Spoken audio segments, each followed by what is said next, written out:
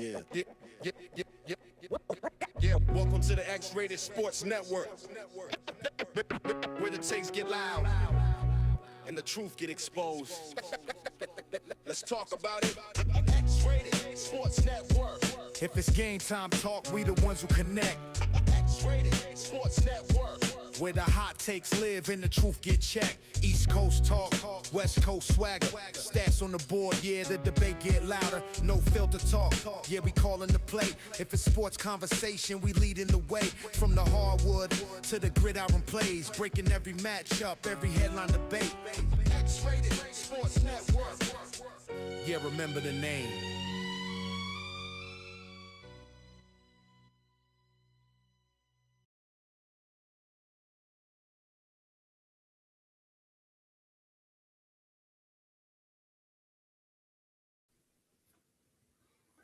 Hello, party people. Welcome to Beyond the Surface on the X-Rated Sports Network. How's everybody doing? It is Rick Kamla with Ashley Neville and Dwight Walton. Ash, Dwight, how's your last week been, man? Let's have some fun. How y'all doing? I'm doing good. Go ahead. Just been busy. Yeah, a lot of work with this new dog. It's been busy. Been busy here in Montreal too. No question about it. But it's been a lot of fun. It's been pretty cool. What kind of puppy do you have, Ashley? I adopted an Australian Shepherd mix, and Nice. he is absolutely insane.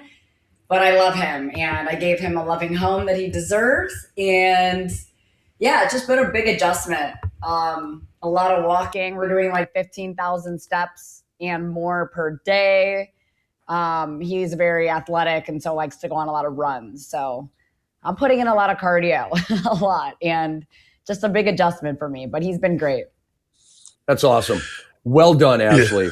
Well Thank done. you. So we have Milton Newton joining the show. You may be like, Milton Newton, wasn't he on the Kansas national championship team with Danny Manning under Larry Brown? Yes, that Milton Newton. He's been a long time NBA executive. He's been a general manager. Right now, he is the assistant general manager of the Milwaukee Bucks. I go way back with Milt, and great guy. You guys will love him in the interview. It's coming up at 3 p.m.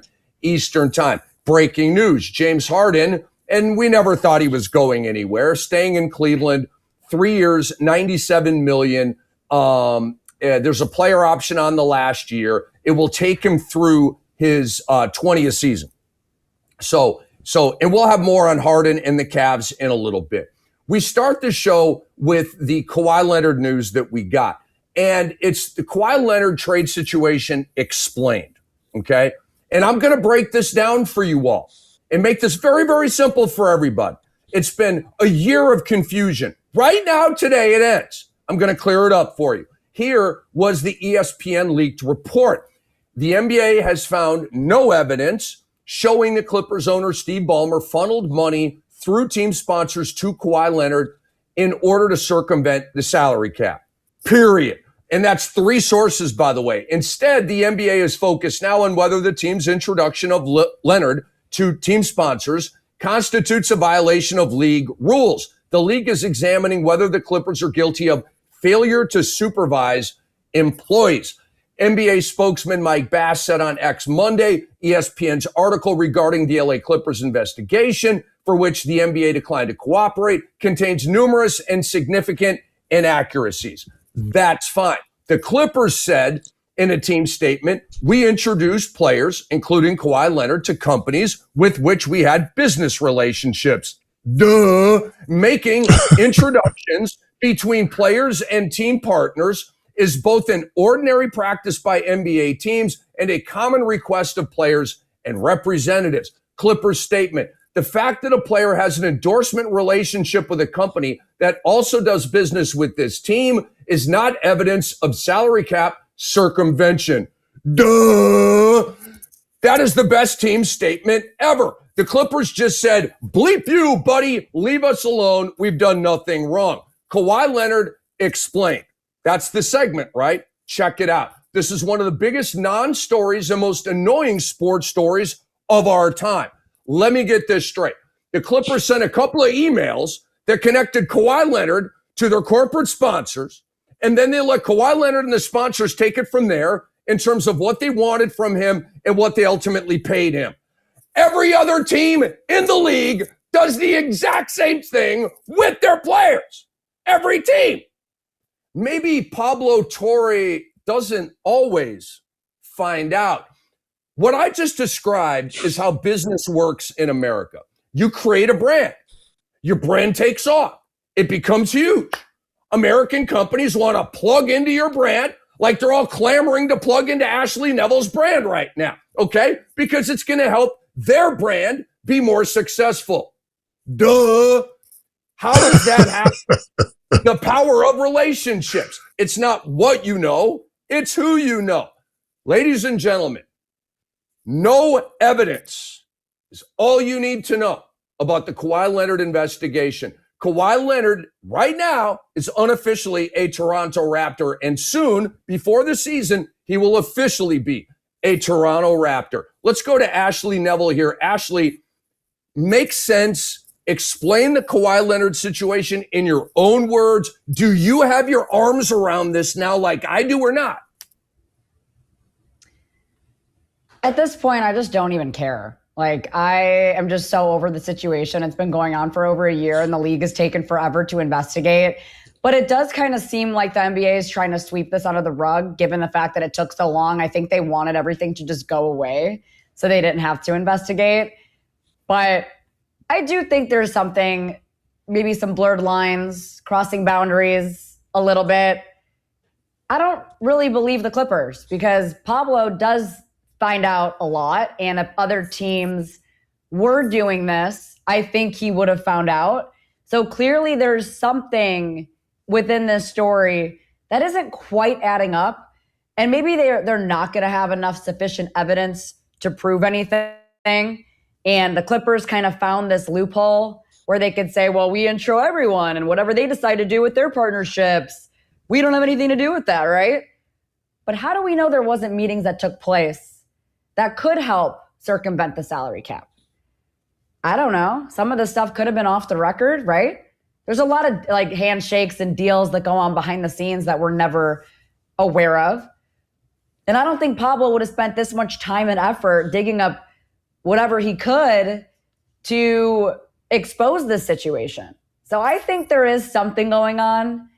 Whether or not we find out is another thing. I just think the NBA wants this to go away because Kawhi Leonard is still one of the faces and top players in the league and obviously would make a huge difference in Toronto. So I think the NBA is trying to cover this up, as I think they have with other situations in the past when it comes to superstar players. I'm not surprised by this, but I do think there is something going on beyond the surface, beneath the surface, that we're not wary to at the moment. But yeah, the NBA to me is just trying to sweep this under the rug, be done with it. And again, there's probably nothing to see here. I do think there is maybe something a little bit more. Dwight Walton up there in Canada. And on opening night, Kawhi Leonard's going to be up there, and they're going to have the flag and the whole thing. Anyway, how do you explain this right now, Dwight? I'll first say this. In the court of public opinion, Steve Ballmer, the LA Clippers, and Kawhi Leonard are all guilty of something. But ultimately, it doesn't matter what us in social media, the media, nor the fans, what we think. It doesn't matter how we think. However, I'm just going to expound on what Ashley just said. Pablo Torre isn't going through all of this just for, lack of a better term, shits and giggles. He's not. There's something there, and I firmly believe if no punishments are levied upon the Clippers, Steve Ballmer, and Kawhi Leonard, you're simply opening up Pandora's box for other players, other teams to attempt to do the same thing. And as the Clippers here are claiming, plausible deniability.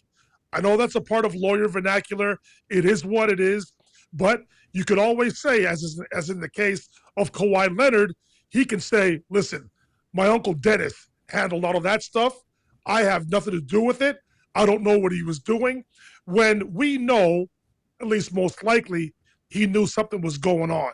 So, for my opinion, while there may be, quote unquote, nothing to see here in regards from what the NBA has found, and as y'all have been saying, the NBA simply wants this to go away, it's not going to simply go away. You're going to be opening up Pandora's box if you allow all the parties involved in this to, quote unquote, get away with this. You can't. You have to levy some sort of punishment. Now, again, none of us are naive to where we're going to think that none of this stuff happens all the time. Again, I don't want to bring up Jalen Brunson and his willingness to give up $113 million for the betterment of the New York Knicks so they can build a roster. He better cover up the paper trail. There are other deals out there, I'm sure, that resemble what Jalen Brunson has done, what Kawhi Leonard has attempted to do, and others across the NBA, which is why, again, if no evidence has been found, that's fine. But the reality is Pablo Torre found something. It's out in the airwaves, whether we want it to be or not. Something has to be done, or else, in my opinion, the credibility of the NBA and Adam Silver will take a major hit because everybody's going to start to do what the Clippers and Kawhi Leonard and Steve Ballmer have attempted to do. Again, let's not be naive. It does happen, but it can't be so blatantly out here and something not happen to deter, the future behavior of the rest of the NBA. Some punishments have to be levered here, in my opinion. All right, I got to follow up on that. I wanted to follow up on that too, really quick. I've got to ask a question of. I can hear you. I've got to ask a question of both of you. Okay, and I'm not disagreeing, and I'm not getting fussy. I'm just really curious.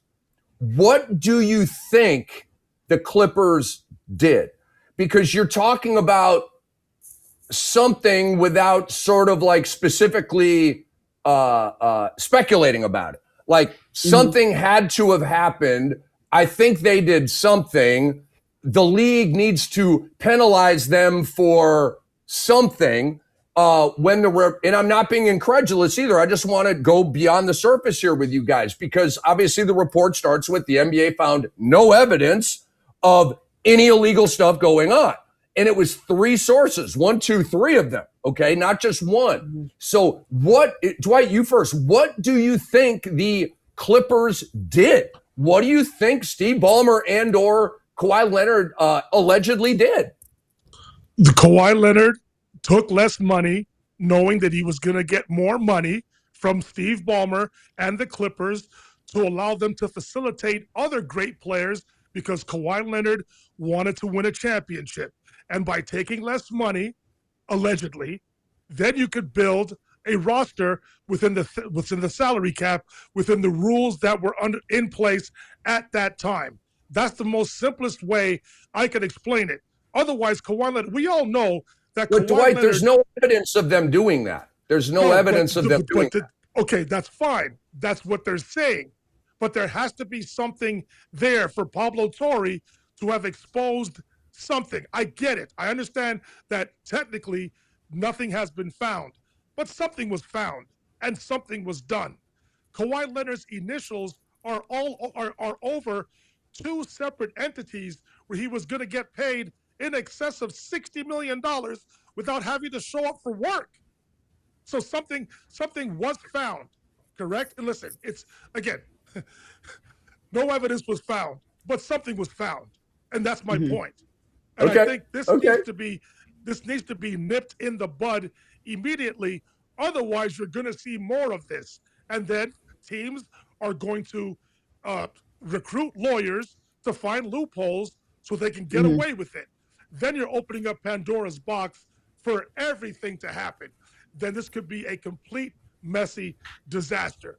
That's my point. Kawhi took as less as he could when we all know he wants to get as much as he can underneath the rules so they can facilitate the roster to help him get his championship with the then Clippers. Go ahead, Ash. What do you think they did? Do you agree with Dwight, or do you have more to add to that? I mean, I agree with him 100% on all of that. But I do want to say, I don't know if Steve Ballmer actually knew of this, but maybe some people within the organization who handles all of this did it without him knowing.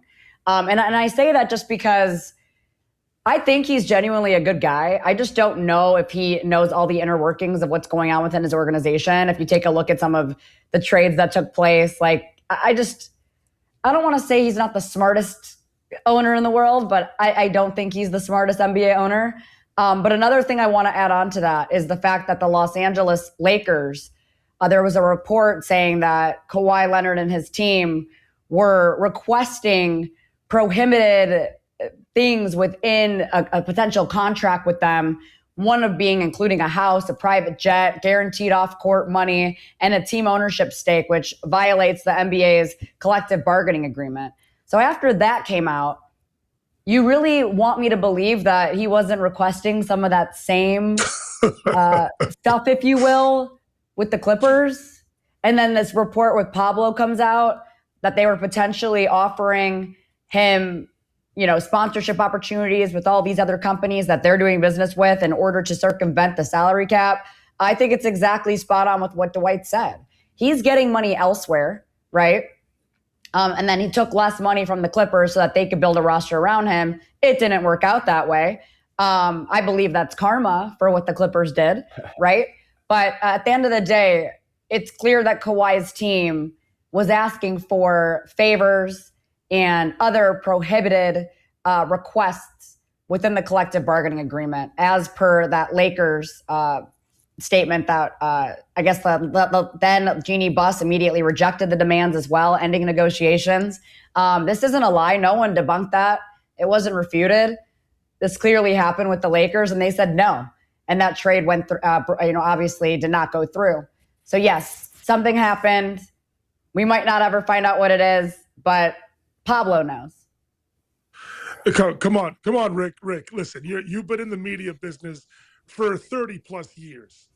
Pablo Torre is one of the more credible reporters that we have in the media business.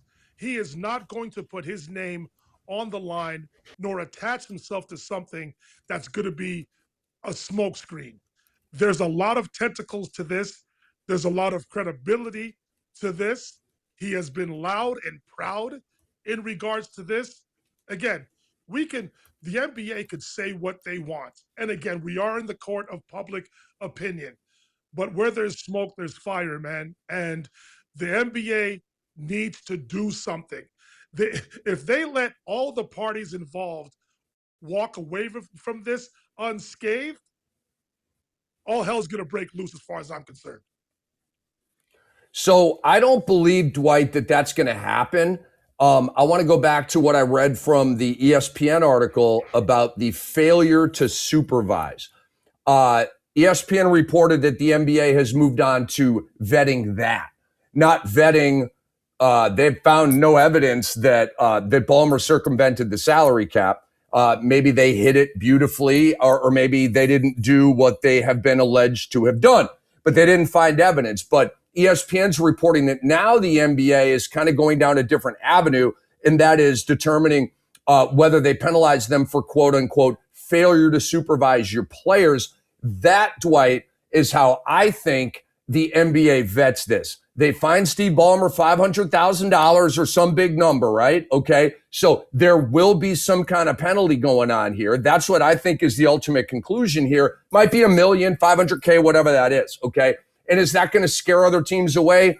Not really. But to your point, you're not going to open up Pandora's box if you penalize them, at least ceremoniously or symbolically, I guess is the better word there. All right. So what I'm sensing here is that, because we're moving to the second apron now, okay? And what I'm sensing here is the entire Kawhi Leonard controversy is because of the second apron. And if we did not have the second apron and all the buzzkills that lie within it, there's no need to circumvent the salary cap, allegedly, and do all of this chicanery. There's no need for it, Okay? Without the second apron, you pay your guy, you pay this guy, you pay that guy, you pay that guy, you pay that guy, you pay everybody. You can't do that anymore. Okay? So the Peyton Watson trade got me thinking. And thus we have this question. And I can't wait for Dwight Walton's answer on this. Is the second apron good or bad for the NBA? Okay. Is the second apron good or bad? Pardon me. A chipmunk just jumped in my throat there real quick. Bad. Did you hear that right there? Is the second apron good or bad for the NBA? All right. So here are the details of the Peyton Watson trade. And Dwight, you're going to go first here, but I do want to give this trade. Came down, I believe, last night.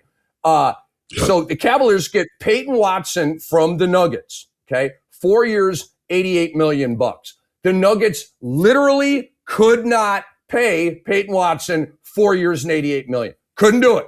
Makes him a second apron team. Okay. So why would they trade Peyton Watson, such a young, promising player? Bam, the second apron. That's why. There's no other reason. You need to do no other investigation. That's why.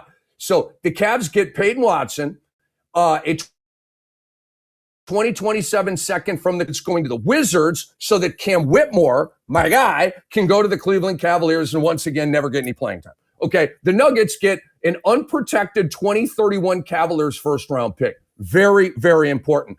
They get a 2032 Kings second rounder. They got Julian Reese from the Wizards, who I like a lot. Terrific rebounder. And then they waived him. Okay. The Clippers get Max Strus. And the Wizards get Trey Mann from the Cavaliers. Feels like he's been traded 5 times this offseason. But Trey Mann's going to the Wizards.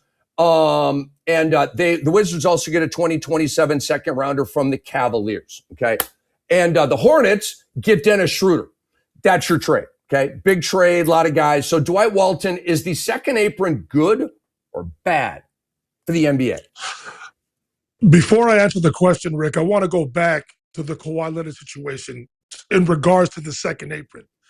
What was the CBA when Kawhi Leonard was first acquired by the Clippers? Was the current CBA rules in regards to the first and second apron already in place, or was it not negotiated yet? You see, because then that eliminates your theory to what you said at the end of your soliloquy just before we went to this segment, because I don't think it had anything to do with the first or the second apron when those deals were signed, is my point. Again, I could be wrong, but I want to know when the CBA, this new agreement started. Was it before or after Kawhi was acquired by the Clippers? Now, to answer the question. I'll look that up. I'm looking that up right now, yes. Dwight. Go ahead. I love the second apron because it creates parity. I know this is bad for teams that draft well.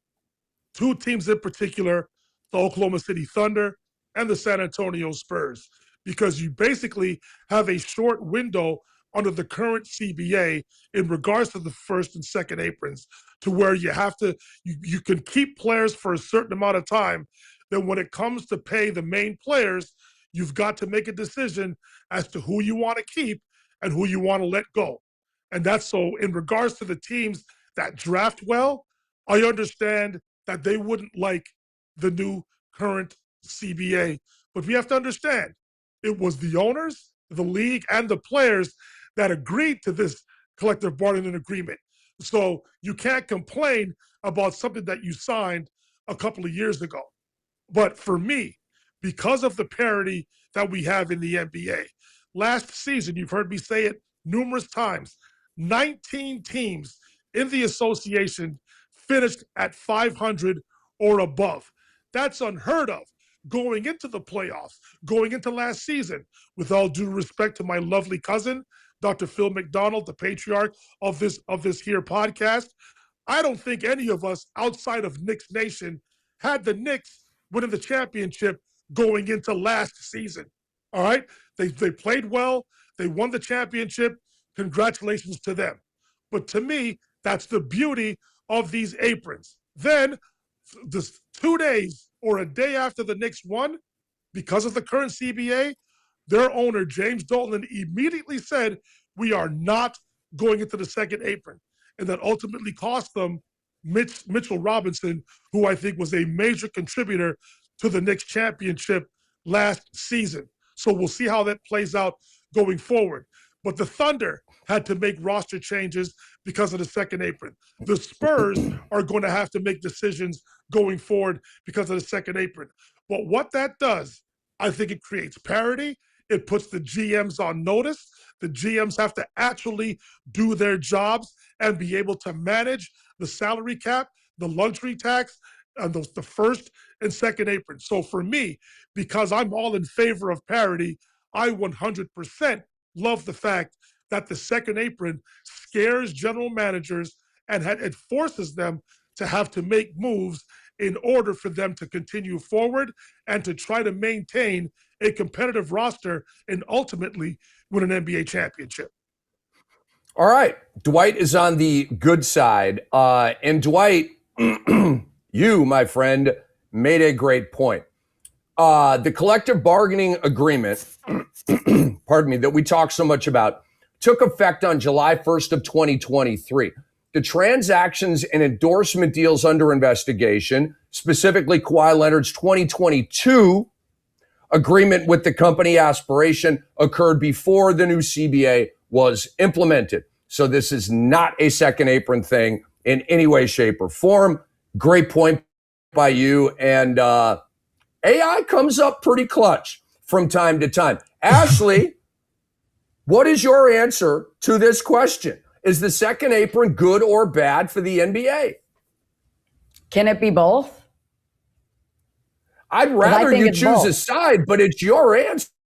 Do what you want with it. I just think there's a lot of nuance to it, right? Because you're forcing teams to draft well. You're forcing teams to develop players. You're forcing a more competitive balance and parity, if you will. You're not allowing owners to have to be able to pay their way through mistakes and just be like, oh, whatever, we'll just buy another superstar next year and try to get rid of whoever we can. So I do think the second apron is good in that sense.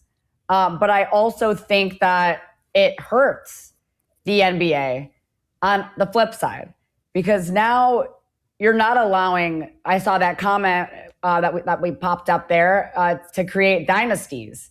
And there is something beautiful about teams drafting well, developing their players into all NBA players, and then not allowing that team to be able to stick together. Like, why are we penalizing the Oklahoma City Thunder? Why would we want to penalize the Spurs for drafting well and trading well and trying to put the pieces together, right? And it also just makes things a lot more difficult transaction-wise. When you take a look at all these trades and this breakdown, you're going to need an accounting degree to understand it. And on the flip side, I don't want to have Bobby Marks here next to me every time a trade goes through to explain why my team did a certain transaction or a trade, right? Like, to me, it's overly confusing and complicated. And I get we want to force GMs to have to do their job, but I'm more about simplifying things, right? So there should be an extra layer to the second apron where we allow those teams that did draft well, develop their players, traded well, to maybe not get hit with any luxury tax when it comes to the second apron, or not have any difficulties in their roster reconstruction if they did things the right way. So maybe there is a missing piece to the second apron that I think the NBA and the NBPA can take a look at moving forward if this starts to get out of whack. And yeah, do we like to see a new NBA team winning a championship every year? Yes, of course. But there is something special about a dynasty. There is something special about a team like the Warriors that put their roster together the right way. And you got to see them fight for multiple championships and completely tear the league apart, and also change the way that teams are looking at the game of basketball by going small and focusing, putting more of an emphasis on three-point shooting, right? It revolutionized the game of basketball. So I do think there's beauty in having a dynasty, but there's also beauty in allowing a small market team like the Oklahoma City Thunder to win a championship, right?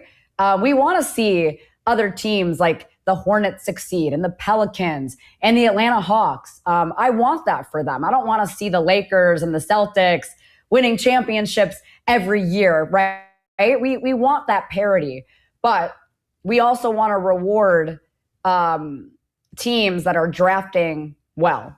So I'm conflicted. I see both sides, but my solution is adding an extra little layer to the second apron and allowing teams that do things the right way and play the game the right way to get incentivized for it. So Rick, before Ashley, before you go here, all teams are going to tell us, Ashley, that they all draft well.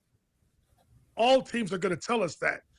But the reality is some teams have done a better job at developing their talent. Injuries really haven't hit the organization, right? So, because no team, Oklahoma City and San Antonio look great to us right now. But you can't look at all the teams, and they're not going to tell you, you know what, you've done a horrible job of drafting players. They're going to tell you that certain things happened, circumstances happened, all that kind of stuff. So again, you all of us want to add that caveat to where we reward teams that draft well. But then the other 28 teams that not talking about the Spurs nor the Thunder, they're going to complain about that as well. What you're saying makes 100% sense. So I'm not discounting what you're saying. I just know that the other teams across the association are not going to like the fact that just because the Thunder and the Spurs did a good job, that we haven't done a decent job as well, or we're not going to do a decent job in the future under these current circumstances. So that's where it gets to me a little bit dicey, a little bit sensitive, to where adding that caveat you're talking about may work out in the future. But in any industry, right, if you're not doing your job well, you're not going to get that promotion, right? You're not going to get that salary increase. So that's in every other business if you're not doing your job well, and that's up for the NBA to decide. And like you said, it should also factor in developing your guys. It's not just about drafting, right?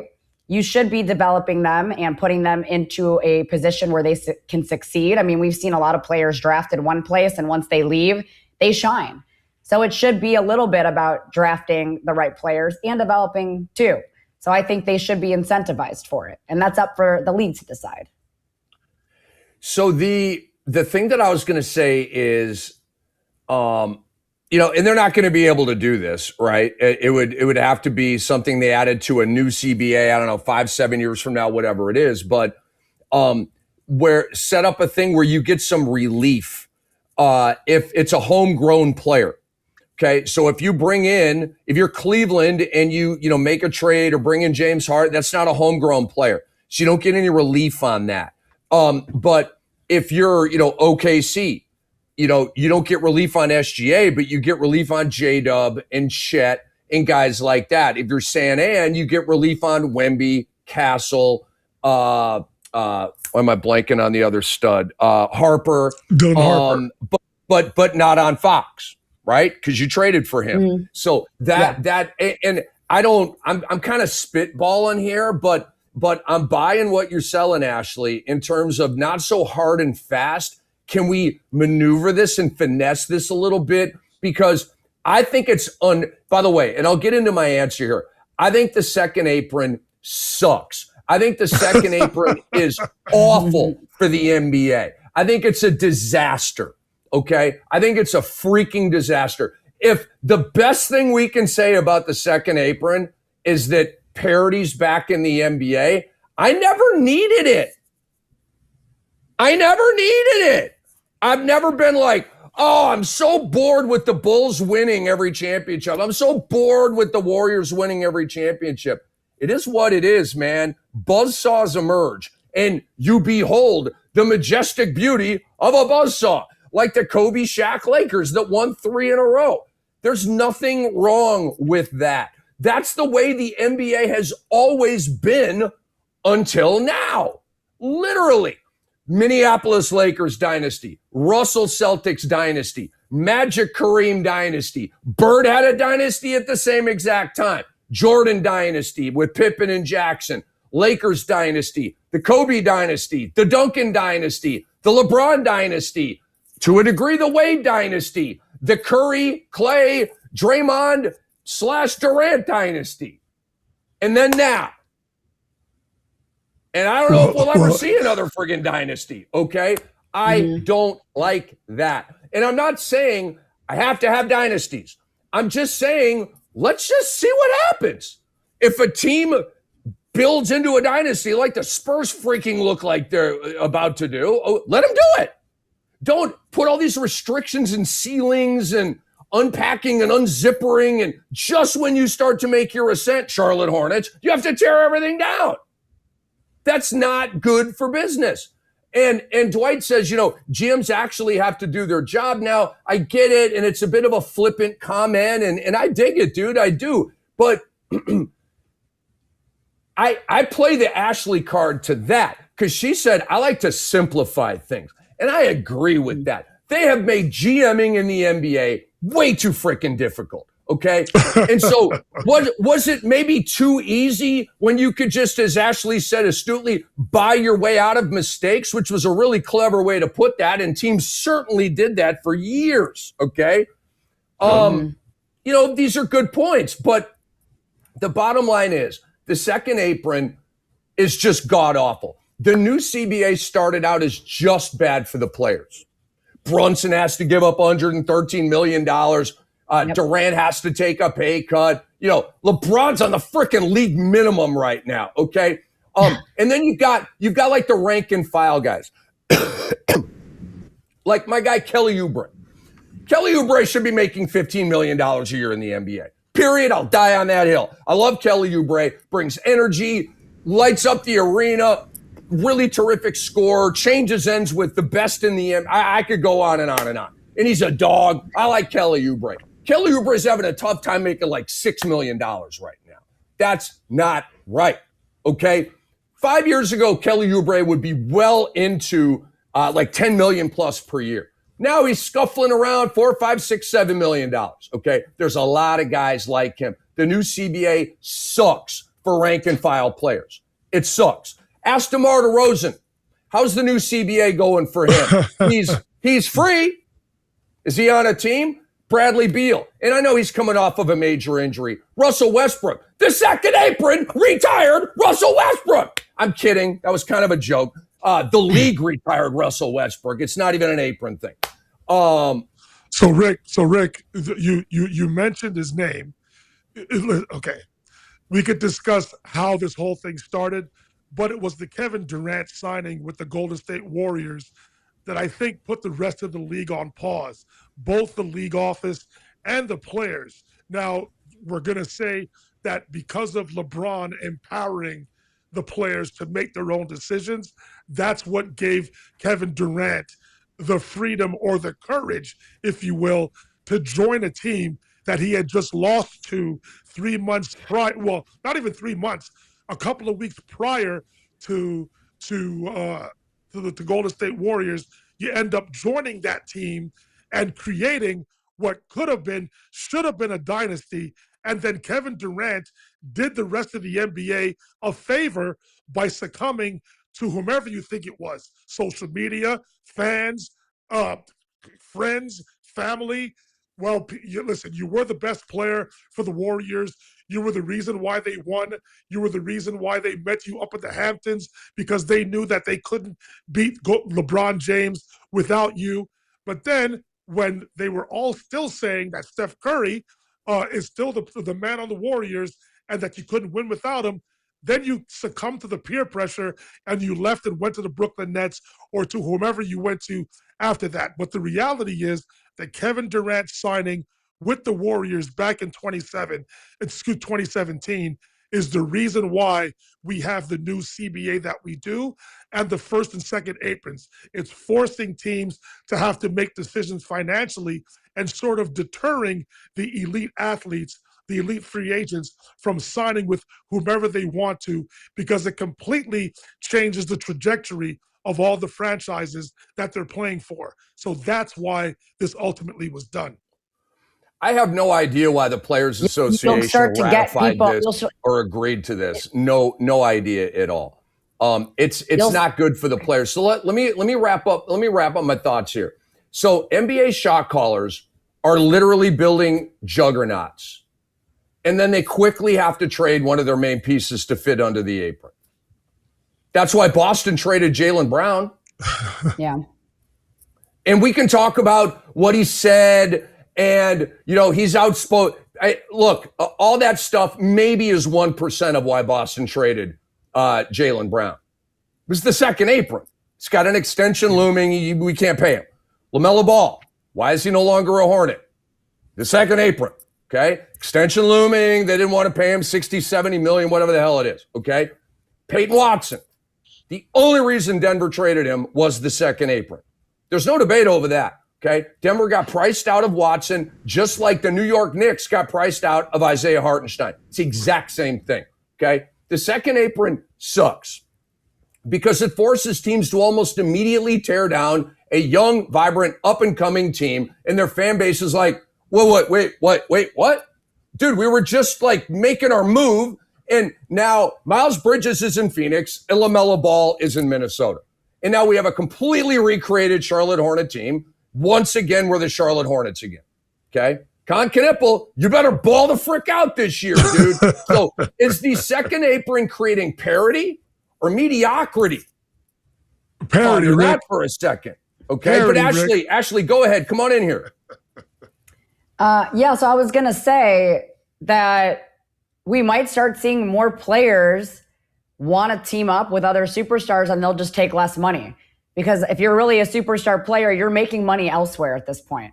Jalen Brunson's making money elsewhere. LeBron James has more money than he can even do with it. He's never going to spend it in his lifetime. His great-great-grandkids. I mean, he's built generational wealth. So if players really want to go and win a championship, they're going to take less money to make it happen if they could team up with superstars. So I don't really know if this is really going to solve the problem, because LeBron was willing to take less money on a veteran minimum than Draymond Green is making right now, which is unheard of when you think about it. In year 24 at 40 years old, this man could potentially win with a fourth franchise. So to me, I don't know if it's going to make a difference. We'll see how this plays out in the next years to come. But just that fact alone, where LeBron still decided to go somewhere and take less money because he wants to win a championship, I don't know if this new second apron is going to matter to some of these guys, right? I mean, you said it. Jalen Brunson took less money to go to New York because he saw something special in New York and could potentially bring a championship there for the first time in what? How many years was that? Like 27 years? 53 years. long time ago. So I don't know if it's gonna make a difference. I do think it's unfair that players have to make less money, but at this point, they're already making a lot of money. They're already making so much money, they don't know what to do with it. So I don't know if it's gonna make a difference, but I do believe that it's creating more parity. And there's so much you could say. I've already said everything I wanted to say. I know we have a guest that we want to bring on shortly, so I'll let you take it, Rick. I could talk about this for hours. So me too. I don't know if we're going to get into this with our guest. We'll see how the conversation goes. But our guest is Milt Newton. He is the assistant general manager of the Milwaukee Bucks. And wow, what a segue off of a second apron, good or bad conversation to one of the top shot callers, in the NBA. So let's bring on Milt Newton right now if we have him in our green room. And there he is. There is my friend Milt Newton, AGM of the Milwaukee Bucks. How you doing, Milt? You look great, man. Doing well, Rick. Can you guys hear me? Yes. You look great. You sound great. Thank you. Thanks for having me on. How are you and the family, man? Family's doing well. Kids are pretty much grown. Son's in college playing ball. Daughter graduated, getting ready to go to law school. So nice. All is well. Where's your son playing ball? At Northeastern. Nice. Oh, okay, cool. Northeastern. Yeah. Very cool. Very cool. Congratulations on your daughter graduating in law school. That's amazing. Smart like her dad, huh? Smart like her mom. Well played. Well played, Milt. All right, so let's dive in, man. A lot of questions. I mean, Milt's had just a great past. The playing career. He's been with USA Basketball. He's worked for the league office. He's been with the Wizards, the Timberwolves, now, of course, the Milwaukee Bucks. And so a lot of places to go with you here, Milt. And, let's start with the Giannis trade. What kind of went into the thinking, the timing, the decision, to accept the Miami offer, send Giannis down to the Miami Heat? Milt, if you could take us into that, that'd be great. I can't take you in too deep, but I can take you in a little bit. It was that time. It was that time for both parties to move on. Giannis was great for us. We'll go down as the best Buck ever. We'll get his number retired when that time comes. But it was in a situation where, he felt like it was best for him to move on. And at that point, we felt like maybe it was best for him to move on and us maybe try to rebuild. The Miami situation allowed us to not rebuild from the bottom, but maybe, in the middle. We feel good about the players that we received in the trade. I don't know what we will be, if we'll be a play-in team or if we will make the playoffs. That remains to be seen. But what I do know is seeing the players on the floor during the summer. I always believe if you compete and play hard, you will win your share of games because, there are nights when teams just pretty much mail it in. I think we have a coaching staff led by Taylor who won't allow that, hold guys accountable. And so, we'll just see what happens when the ball is thrown up.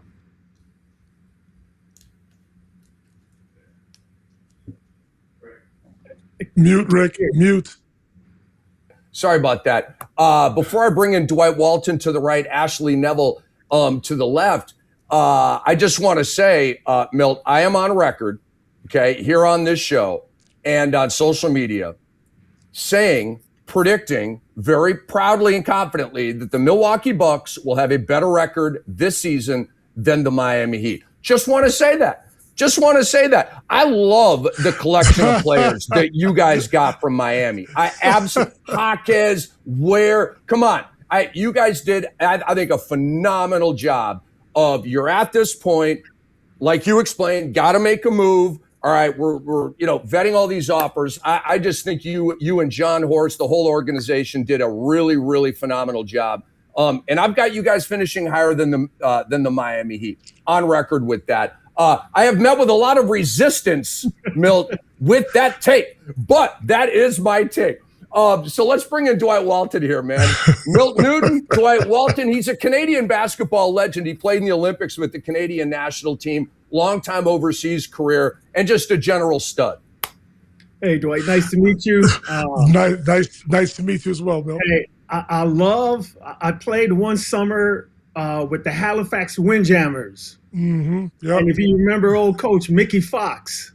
Of course I know Mickey very well. Yeah. Mickey was our coach and enjoyed my time up there.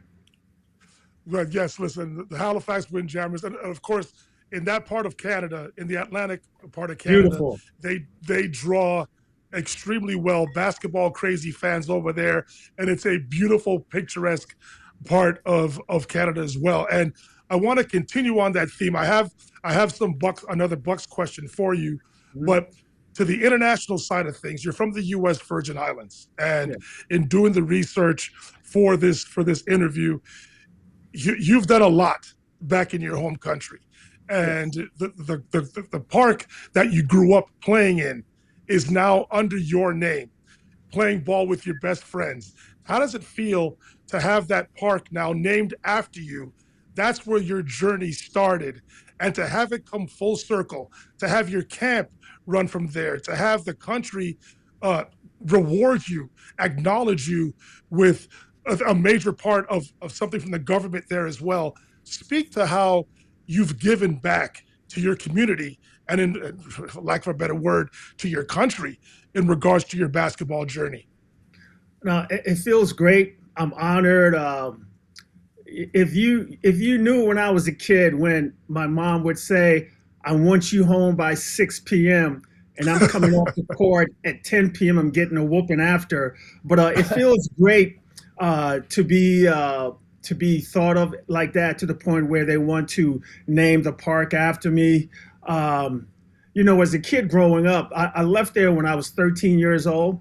But as a kid growing up, single parent home, led by my mom, and just a kid looking for direction, looking for a little bit of attention, spending a lot of times on the basketball court, to now see my brethren acknowledge me in that way. I try to do my best to give back, because I know that there are a lot of kids out there that are probably growing up the way I did, where you can go two different paths. You can go the wrong path, or you can go the right path. Basketball was the thing that helped to keep me in the right path. And so to just give back to the islands, and hopefully reaching some kids to know that life is bigger than the islands. Like, there's so many places in this world that you can go, that you can see that things can be different, and using basketball or whatever avenue, whether or not you want to be a lawyer, an engineer, like, you can go out and do that, but you have to believe in yourself like I did. And just kind of give hope to a lot of the young kids that are coming up, looking for that one person who would give them acknowledgement and give them attention to show them that, hey, we're here for you.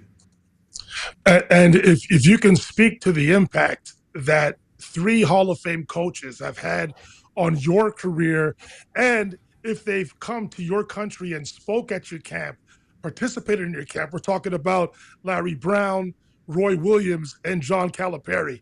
You've had the privilege of playing and being taught as a coach as well, and ultimately now as an executive under those 3 Hall of Fame individuals. Could you please speak to the impact they've had on you? Well, they've had a tremendous impact on me. To this day, I have communications with them. I just saw John Calipari at the Hall of Fame enshrinement ceremonies in Springfield.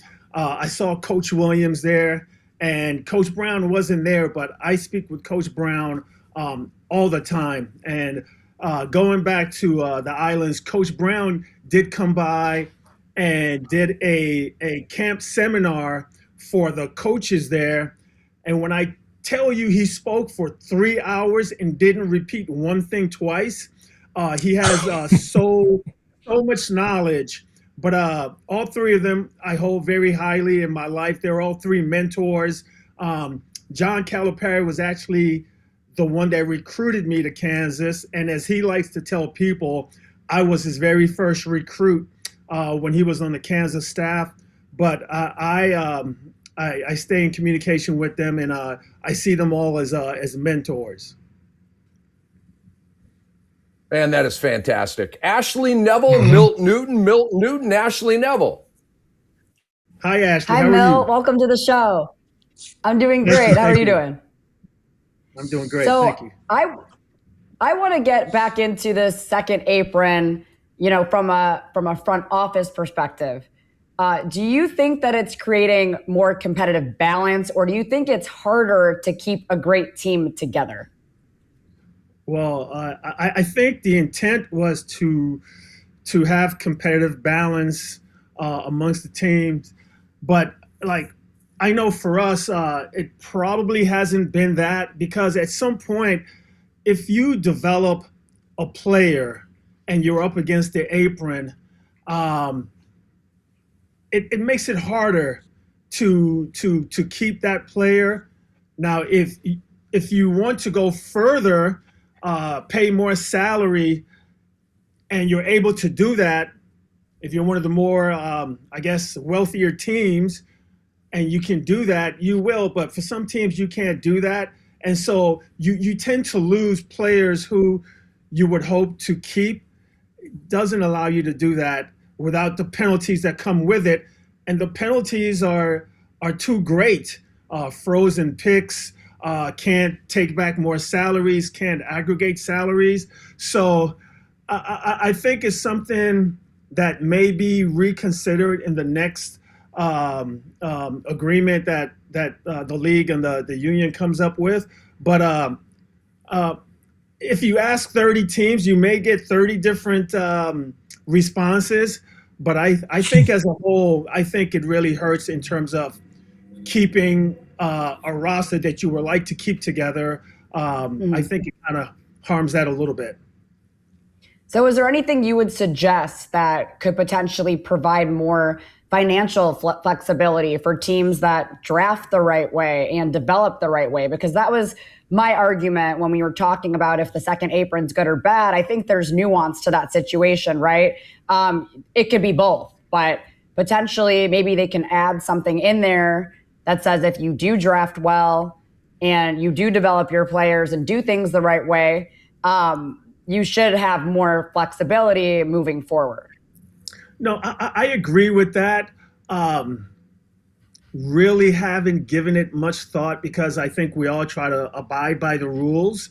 But to your point, I think if you draft well, if you go into free agency and you get the right players, I think there should be something else implemented that allows you to keep those players.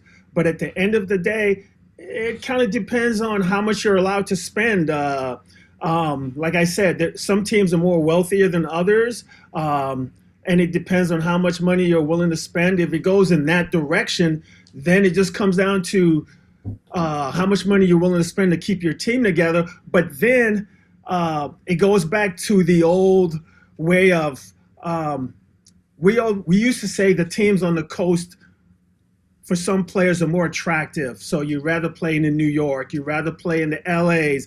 And so those are the things that those teams sell. For small market teams like us, we have to be a little bit more creative. We have to invest more in the players, invest more in the families in terms of how we treat them. The things that we are allowed to do within the rules. There are some things that we do that other teams don't do that players really like and show like, you really care about me. Some other teams, they just sell location. You go to Florida and maybe, tax-free. Those are the type of things that teams use to entice players to come there. But if there's a way that we can have a system where if that's what you have to sell, so be it, use it. But if there's a way that we can implement some things to give like the small market teams more of an advantage, not more of an advantage, just the same amount of advantage to keep the current players that you have, I'm pretty sure we all would be willing to adopt those measures. And then I had just one more question about your draft pick, number 10, Braden Burries. I went to the University of Arizona, so I was really happy about this pick, and I got to interview him when he was in Phoenix playing in one of the tournaments when he was in high school, and just seeing his development at Arizona and how much he progressed as a player and impacted that team to get to the Final Four for the first time in a long time.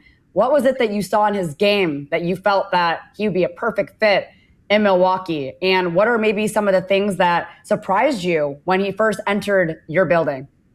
Well, first of all, he is a great young man, and he is the type of player that we want in our organization to help not only continue to set our culture, but to enhance it and move it forward.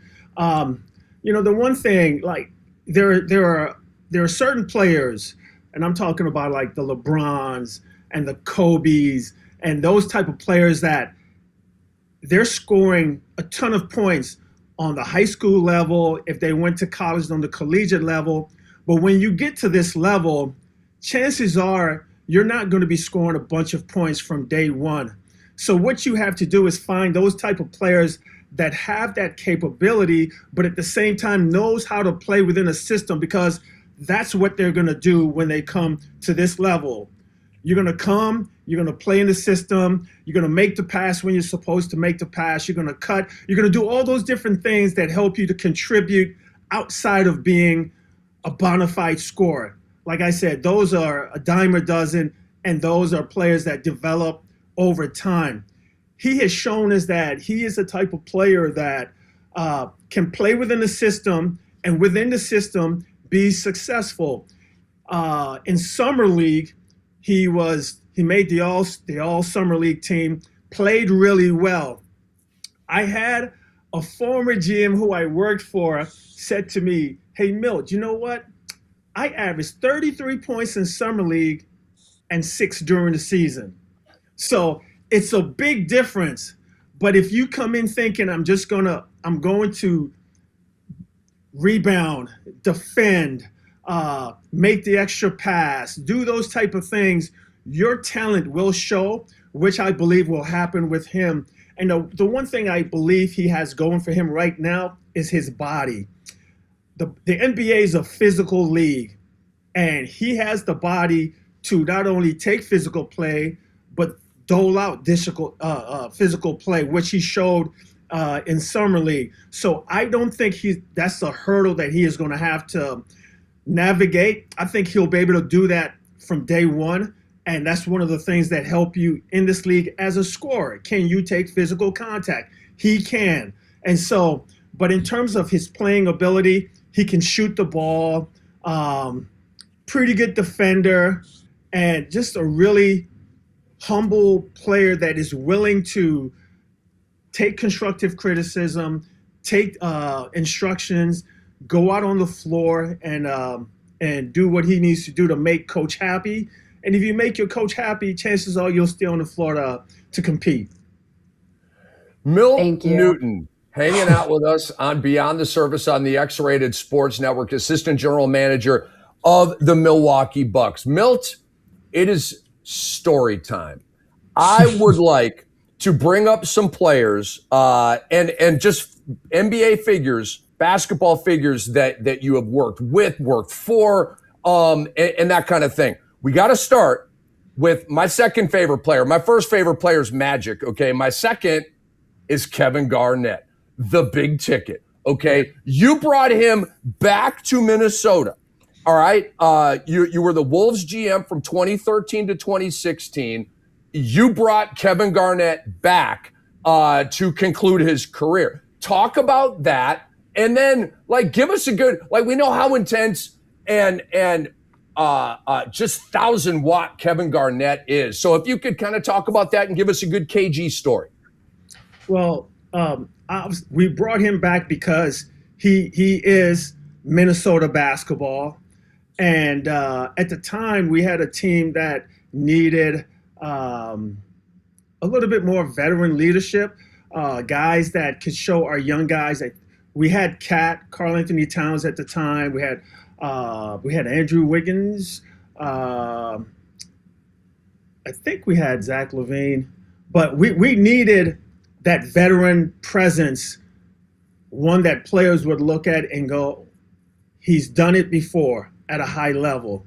And so we brought him back, and I think it was the best move for us, because the one thing that he did was he showed that in this league, it doesn't matter how good you are, you have to practice, one, to get to that level, and practice and work on your game to stay at that level. And given the advanced age that he was coming back to us, he was the first one in the gym, really the first one in the gym and the last one to leave. A lot of guys say that, but they really don't do that. You would get to the gym, say practice is at 11 o'clock, and KG is in there at 8:39 in a full lather. And so with the young guys coming in and seeing that it's KG that's doing that, their thought process goes to, man, if that's what he's doing and he's KG, that's something that I should be doing. So I thought he was a really, really good example for our guys. He was a team first. He was a team first type of guy, and but you got to get used, as you know, you got to get used to the new vocabulary that you're going to learn being around KG. But he was very, very intense, very intense. He was intense in everything he did. Quick story. So, we have the team meals. We have the team meals for the players and for the staff after games. And so the meals are laid out. And I remember KG coming in one time into the meal room and saw a staff member going through the line, getting a meal before the players did. That was the last time he did that. That was the last time he did that. I mean, KG eviscerated that guy for like what have you done to give you the impression that you can go and get a meal before these guys who have been on the floor sweating, busting their butts, trying to win a game. And he used some choice words, but that never happened again. But like I said before, he was pro teammate, pro team before anything. He protected his guys, fought for his guys, stood up for his guys. And he was a really good example in terms of what it takes to be a player in this league, in terms of practice, preparation, prevention, taking care of your body. He was really big on that. Really good example. And if I could also get a Sam Mitchell story. Sam, of course, one of the greatest Timberwolves of all time. He was a teammate of Kevin Garnett's at Minnesota. They had practice wars against each other. I've heard not all the stories, but I've heard some really fun stories from Sam about KG. And I worked with Sam both at NBA TV and SiriusXM NBA Radio. Still really good buddies with him. Love me some Sam Mitchell. I know, Milt, you're still buddies with Sam. I mean, like, he's one of the most likable guys in the NBA. And he also, like Kevin Garnett, is unbelievably intense, okay? And will tell you exactly what he's thinking. It's funny, Milt. Like, if you want the truth but can't handle the truth, then most definitely do not ask Sam Mitchell, okay, that question, because he's going to give you that truth, unfiltered. So please give us a Sam Mitchell story if you could. Sam Mitchell story. First of all, Sam is crazy, as you know. He's definitely crazy. A Sam Mitchell story. We had Zach LaVine, who was a rookie, and was not playing as much, but Sam wanted him to be the best player that his abilities say that he could be with time. And Zach would come in and work hard every day. Zach said from day one, I want to be one of the best that ever played the game. And a lot of players say that, but their actions don't really match up with their behavior. But with Zach, it did. And I just remember one day, Sam coming into the gym and seeing Zach work on some things that Sam didn't think helped him become the player that he wanted to be, and just started going off on him about, like, you need to leave that in the locker room. You need to come out. You need to work on this, and this. Like, really went at him in a way where if you did not grow up or you didn't have a high school coach that went at you like that, it could be a shock to your system. And so Zach is shaking his head, and Sam left, and Zach came and said, hey man, like, I don't think coach really likes me. And I said, well, why would you say that? Because he was like, man, he just kind of just went off on me.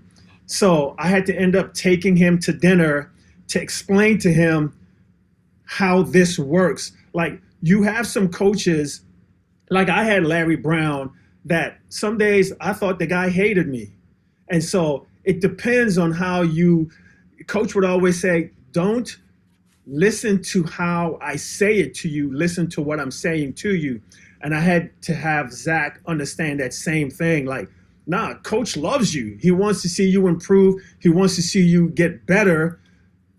Take out the F-bombs and all that other stuff and just listen to the message and everything will be all right. But that was typical Sam, like 0 to 100, knows the game, but just has his own way. I mean, you could always say you could put him and KG in the same pod. You know, they attacked the game the same way. Sam attacked coaching the same way. And sometimes I had to get him to back off a little bit in regards to how he approached the players, because some guys could take it, some guys couldn't take it. And I do remember one time having to get between him and another player who shall remain nameless, because they were getting ready to go fisticuffs. And I said, I can't have that happening under my watch. Like, we're not going to have a player-coach confrontation. But, you know, he was intense like that. Oh, let me tell you a quick NBA radio story about Sam. So we're doing a show, and you know, everything's great, content's fantastic, callers, like the everything's fine, right? And the best part about working with Sam was the breaks in between segments, okay? Because Sam literally never stopped talking. And didn't cuss on the air. I mean, you got an occasional S word, but like, he didn't cuss on the air, right? The moment, like, and we'll be right back on NBA radio. Boom, F. And what he would do, he would always go at the producer. It didn't matter who the producer was. The producer was his foil.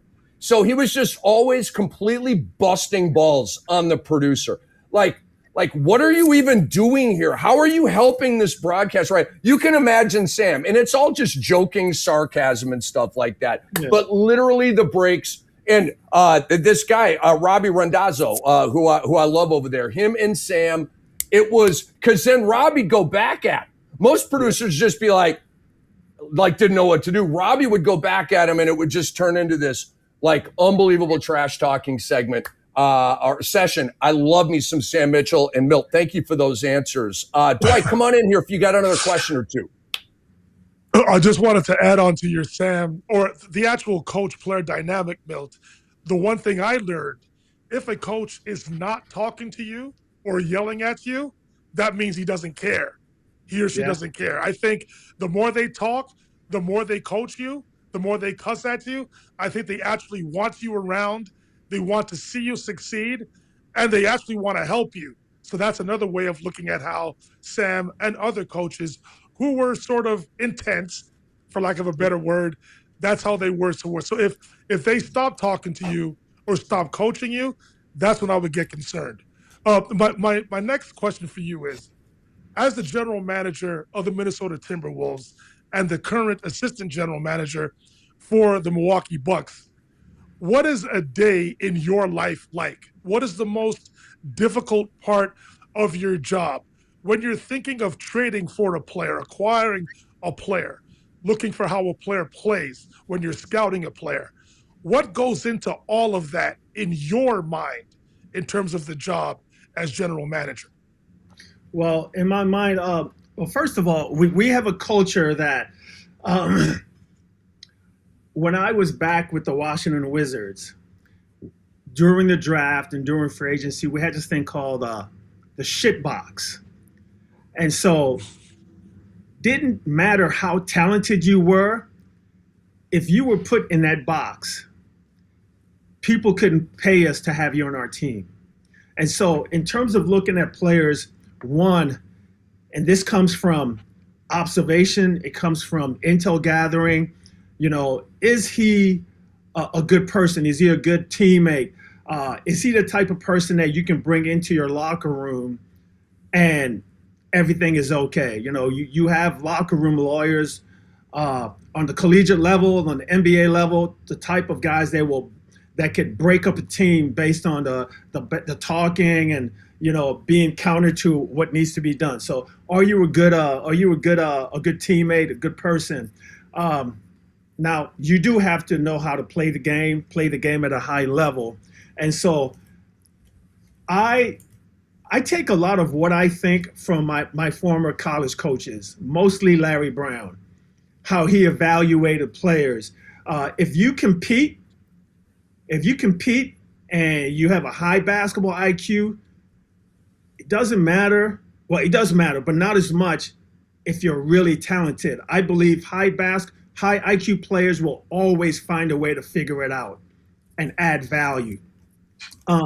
But a day in the life, constantly evaluating, constantly observing players.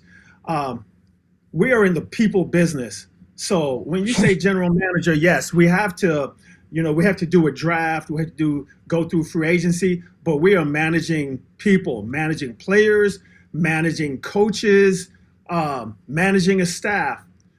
One of the things that I do a lot, that we do a lot, is we talk to our players every day, all of them every day. And it doesn't have to be about basketball. It could be like, hey, did you see Dancing with the Stars last night? Did you see such and such? You really can't dance. We have those type of conversations because we're trying to build that relationship. And at the time when I have to come to you with a very difficult conversation or tell you that you're doing something wrong, it's not personal. I'm trying to help you. So as a player, you may come into my office and be upset that you're not playing. I will never ever tell you that I will get you minutes, because I can't. What I will tell you is that I've spoken to coach and he said you're not doing A, B, and C. What I recommend is you going to coach, getting it directly from him, asking him what he needs from you for you to get more playing time. And so trying to navigate that relationship between player and coaches, putting out fires. Sometimes it's personal. I'm dealing with this situation. And if I have a really good relationship with you and you feel comfortable enough to come to me with a personal situation, then I try to help you in that. And so through the day, you've got players coming in and out of your office. So I'm texting with a player, or I'm texting with a coach, or going down to see coach in his office. I'm watching a lot of videos on college players, college games. I'm watching NBA personnel, because we rank players and seeing like if we need a power forward, is that a guy that we would want in our program? So it's consisting of that, building our culture with our staff. We have analytics, we have cap and strategy, meeting with those people on a regular basis to seeing how they're applying what they do to the overall puzzle of the big pizza, for the lack of a better term, that we are. And so that is pretty much, a day in the life of a GM, an assistant general manager, talking to agents, and trying That's to. a big part of it. I have a lot of friends that are agents, and I always say that they will always do, and they should do, what's best for their client, trying to see if we can come together in the middle so that I'm happy and they're happy. And so you throw all those together in a pot, and any one day, one could be a little bit higher than the other. And so dealing with those problems as they come up, talking with ownership, seeing the direction of the team, how is the culture building going, those type of things. Phenomenal. Milt Newton, I can't thank you enough for coming on Beyond the Surface on the X-Rated Sports Network. Thank you so much for this time, Milt. It's an absolute pleasure to reconnect with you and catch up and hear all the great stuff about your family. Milt, you rock. Can't thank you enough, man. Thank you. Thank you for having me. Thanks for meeting you both. And I'll continue to watch the show. All right. Thanks, Appreciate you, Milt. Thank Go Bucks. Go Bucks. Go Bucks. Excellent stuff. Okay. We got a lot to get to, but I just want to put a little cherry on top of the Sunday. That is the second apron debate of good or bad. I said bad. Actually, I said horrible. Ashley said good and bad. Dwight said good. Milt Newton didn't give us an answer. However, if you read between the lines, Milt Newton is not a fan of the CBA and the second apron. Okay? That's what I gleaned. That's what I gleaned out of that conversation. Yeah, okay, Milt was like, no, it makes our job virtually impossible to keep any of these freaking guys. Like, all right, so I want to talk about the Cavs real quick. Just a quick dive, okay? Like, we're barely even going to get wet right now, okay? We're in the shallow end of the pool. 60-second clock. The Cavaliers do not deserve more than this. Yeah, that was a joke. Okay. But 60-second clock. And I'm going to go first here because I think what I say may trigger some other debates. All right. So but wait to put me on the clock, though. Essentially, the Cavaliers, they're kind of new look, right? Strus out, Watson in, Schroeder out, Whitmore in. They're not new look like Philly with Braun or like the Heat with Giannis, but they are a new look team, okay? So now you can start me. And the question is, are the new look Cavs a legit title contender? Ha, ha, ha, hell no, okay? My legit contenders, the Knicks, the Sixers, the Spurs, the Thunder, the Pacers, the Rockets, and the Nuggets. 7 teams, that's it. No one else need apply. Here's the nope list. The Wolves, the Lakers, the Blazers, the Suns, the Heat, the Pistons, the Celtics, the Cavs, okay? They may be in that next tier, but they're not legit title contenders. Here's why I'm deleting the Cavaliers. Question, is James Harden still on the team? Answer, yes. Conclusion, no team with James Harden on it will ever win a championship.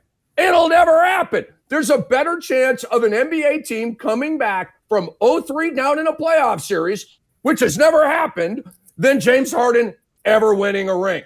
Okay? James Harden's stats in the Eastern Conference Finals. 16, 5, and 3. Oh! Shooting splits of 39, 18, 81. I rest my case. The Cavaliers are not a legit title contender. Ashley Neville, you are next. I mean, I don't think they're a legit title contender either, but I'm not going to say that they got worse. I do think they got some upside. They got some youth. They got size. I like Watson a lot. I watched him play with the Denver Nuggets last year, and he had a lot of opportunity to get minutes and start. And, from 3-point range, he was shooting 41% from three, from the corner shots, 51%. His averages went up scoring wise. He's not the type of guy that, is a facilitator by any means, but he gives you two different things. He gives you another offensive scoring threat, but also a solid defender as well. He's a great two-way wing player, and I think they got better with this trade. Is it title contender? No. As you said with James Harden, listen, man, James Harden was great. I'm not going to take anything away from his individual accolades and what he brought to the game of basketball. He is getting older. So now we're getting an older James Harden. Would I have loved to see Donovan Mitchell win a championship? Yes. I just don't think with this current roster, it's going to be possible. But I'm not going to say that Cleveland got worse by any means. I think they got better. As I said, more size, youth, and upside here. But yeah, title contenders, absolutely not. Better, Dwight, but not a legit title contender, says Ashley Neville. Dwight, you kind of know the setup here. The key word is legit. The key word is legit. Like, are you ready to die on this hill calling the Cavaliers a title contender? Dwight, are they a legit title contender?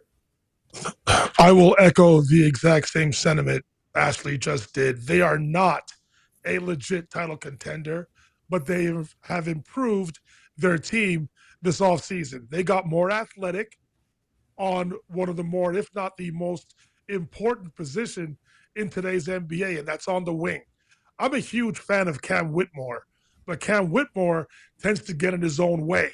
If he just plays basketball and matures, those two things, play ball and mature, I think he can contribute to the Cleveland Cavaliers. Peyton Watson was the talk of the town in Denver and across the NBA because of what he did over a 20-game stretch when Nikola Jokic went down to injury. The reason why he's not with Denver right now is because of the second apron, but also because Denver decided to pay Christian Brown maybe a little bit too early than they should have. All right? So the Cavs bettered themselves this offseason. Are they a legit title contender? Absolutely not. Okay. All right. So we have an accord on this one. Now, let's go to the WNBA here. And let's talk Caitlin Clark. All right. Can Caitlin Clark still win MVP?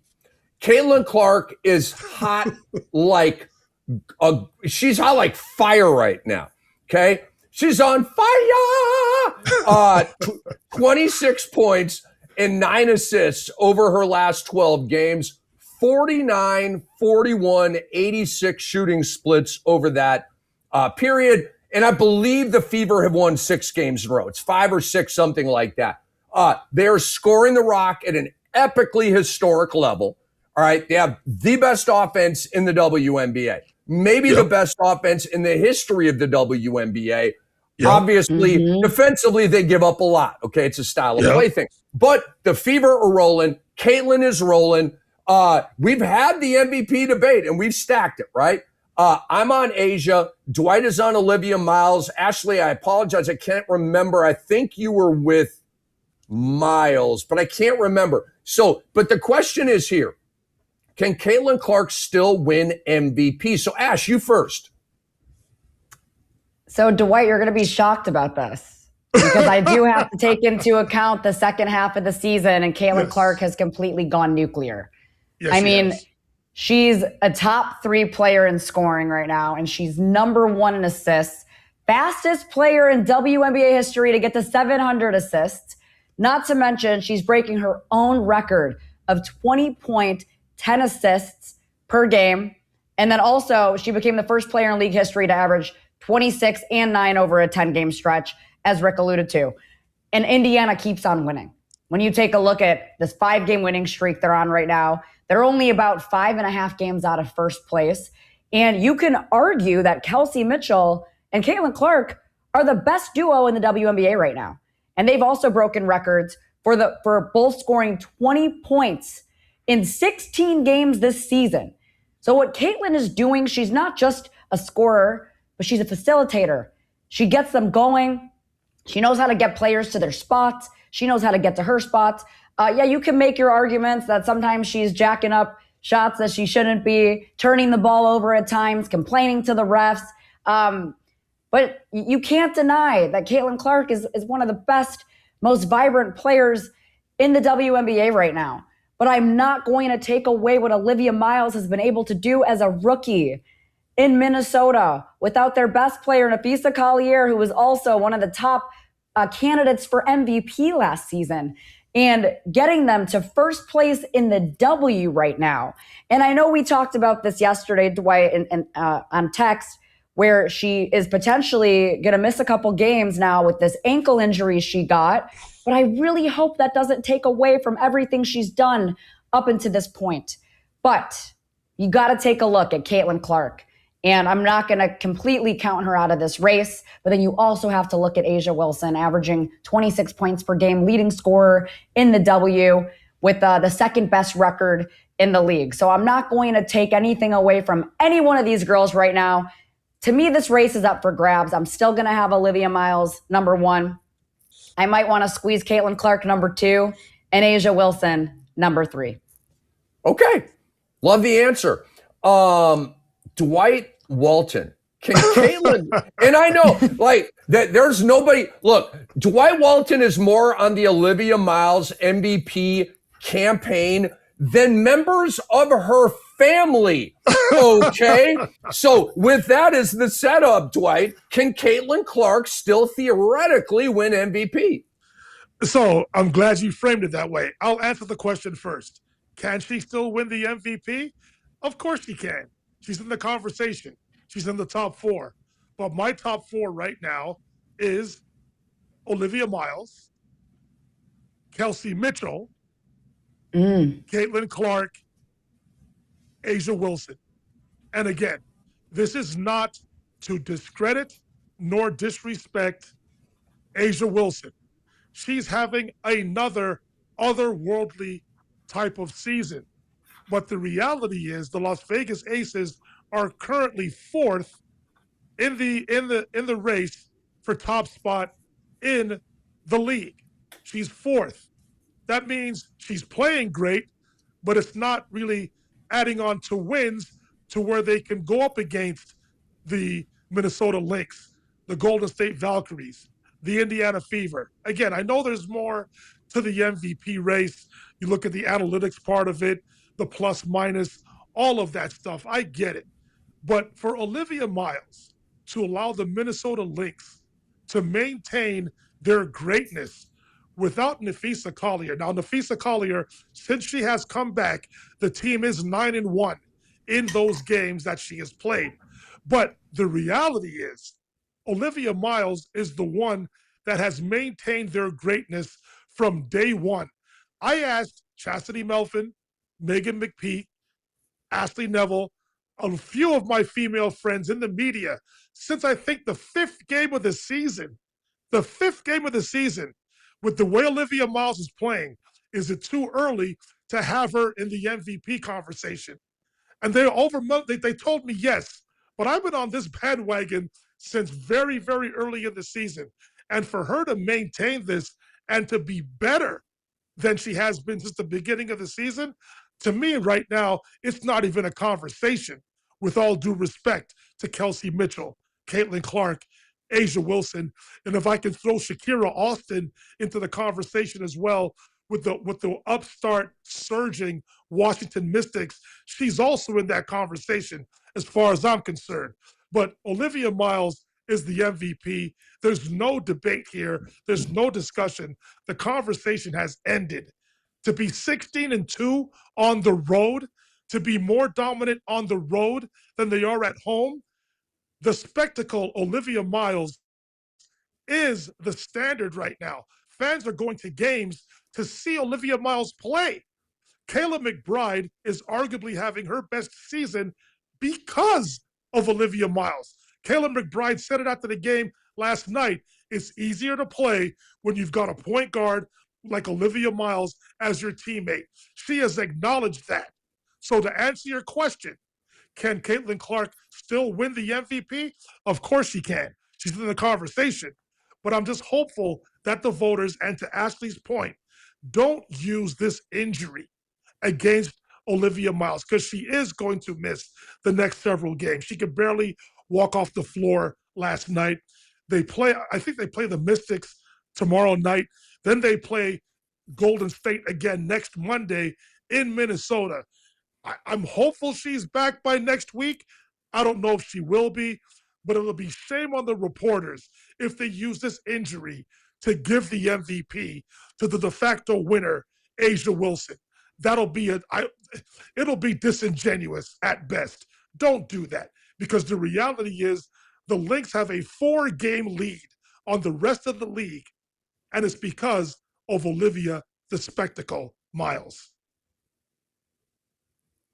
To lose, that even shows a stronger case for Olivia Miles to be MVP. I'm not hoping that for the Lynx at all, but it's going to be very interesting to see the dynamic of her not being on the floor and not facilitating the way that she does. So I'm going to keep a close eye on that, because if they don't win, to me, that makes even more of an argument. But of course, if they do win, she still has an argument, right? But I think there is a difference between best player in the league, MVP, and face of the league. and this is like an argument I see all over online, but Caitlin Clark, face of the league, I think still the best player right now, Asia Wilson, but MVP is Olivia Miles. And I think that most people would say that if they're truly watching the WNBA. I think we could all be in agreement on that. Well, we can't though. We can't though. Hold on, Rick. I want to, if there's a player, if there's a comp that Olivia Miles has to the NBA, it's Steve Nash. We all know how great Steve was. Olivia Miles can dominate a basketball game without having to score the basketball. The way she sets up her teammates, the fear that she puts in the opposition, the coaching staff, the schemes that they want to get the ball out of her hands. But her ability to manipulate screen roll, to retreat dribble when she feels pressure. Her head is always up. She's never looking down at the basketball. Last night, she had 20 points, 7 rebounds, 2 turnovers, and she was 8 for 10 from the floor. Over the last several games, she's shooting in excess of 48% from 3. When you're that dangerous, when you have the ball in your hand all the time, like she does, and to be as efficient as she is as a rookie, imagine, as I've said time and time again about Victor Wembanyama, this is the worst we're seeing of Victor Wembanyama. This is the worst we're seeing of Olivia Miles. That's how great she is right now, how great she's going to be. And if I want to acknowledge Caitlin Clark and Kelsey Mitchell again, Ashley mentioned it. They have scored over 660 points as a duo over the last 14 games. That record will never be broken as far as I'm concerned. That's an incredible statistic. And for Kelsey Mitchell to be on a streak of scoring 20 points in 20 straight games, she's one away from the record. That's why right now I have Kelsey Mitchell just slightly ahead of Caitlin Clark in the MVP conversation, with Asia Wilson 4th and Shakira Austin 5th. Those are my top 5. Man, y'all be hating. Y'all be hating on Asia Wilson. Y'all be hating on the GOAT. Dwight's got the GOAT at 4. Ashley's got the GOAT at 3. Y'all be hating. You all are on some boredom stuff right now. You guys have fallen prey to voter fatigue, okay? Like Michael Jordan is somewhere shaking his head at this podcast. I know exactly how Asia Wilson feels because we know Jordan could have won every damn MVP award, back in the from the late 80s to the whole 90s, right?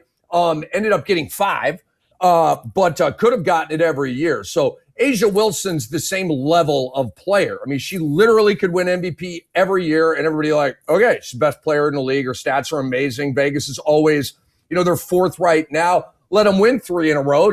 Now they're 2nd or whatever. So, they're knocking on the door they're not knocking on the door of the top spot. They're knocking on the door of 2nd place, and they're still clearly a top-tier team.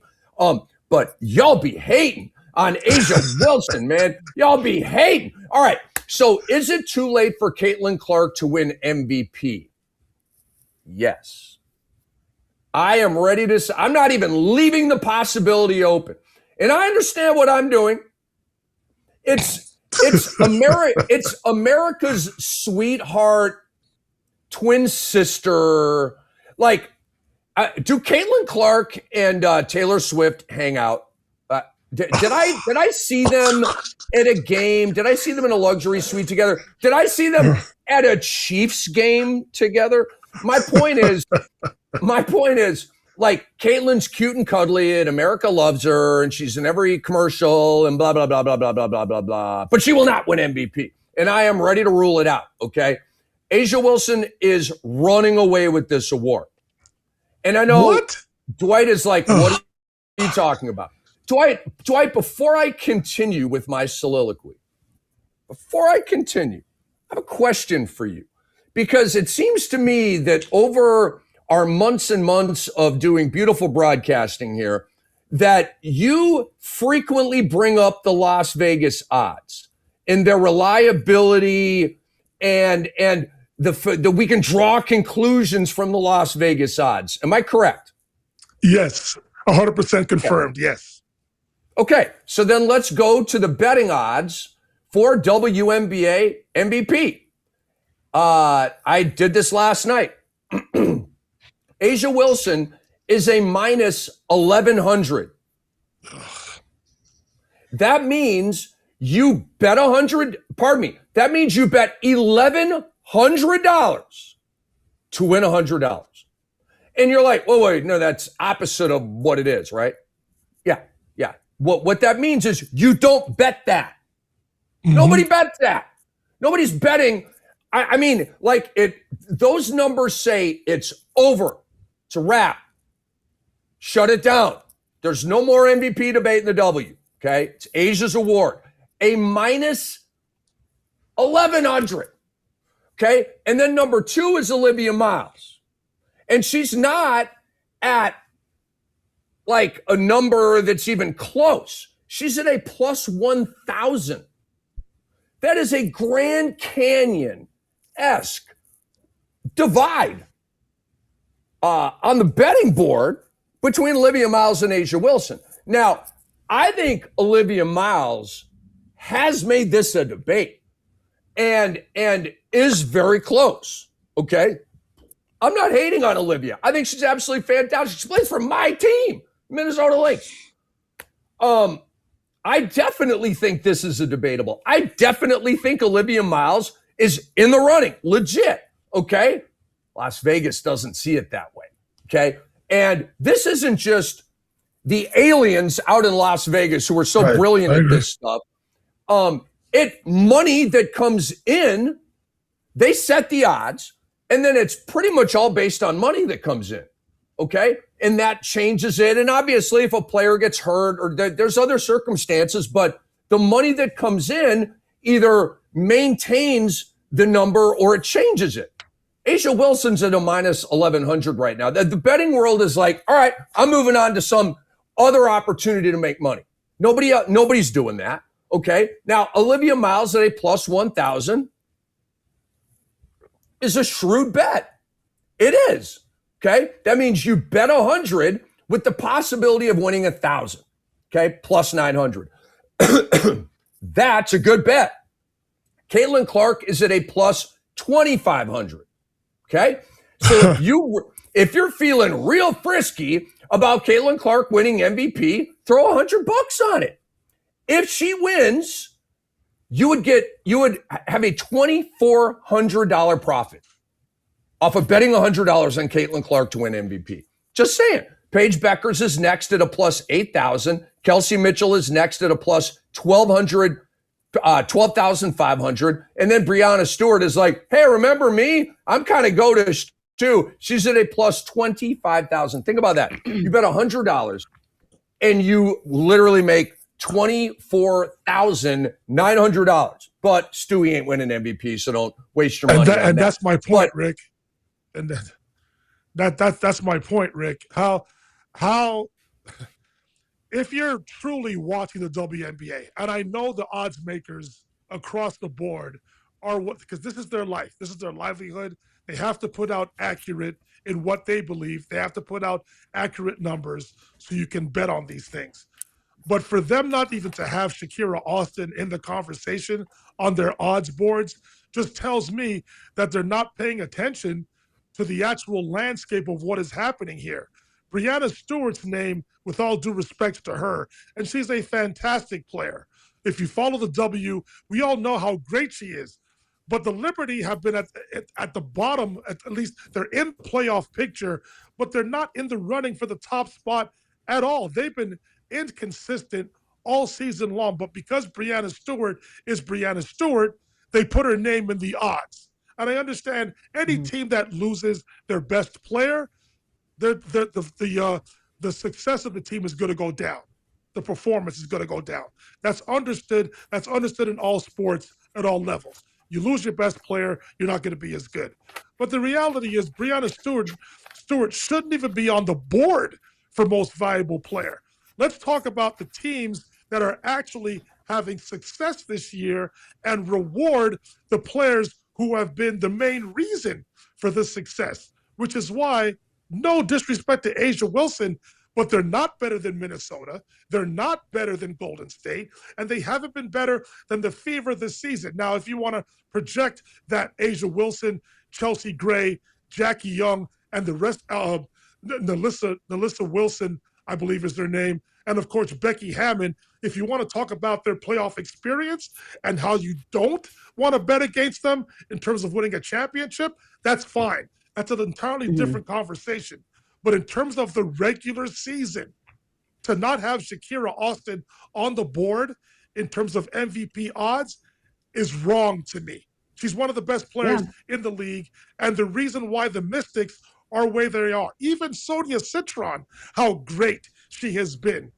Kira Arifin, she's having a great season as well. That whole Mystics team is playing well.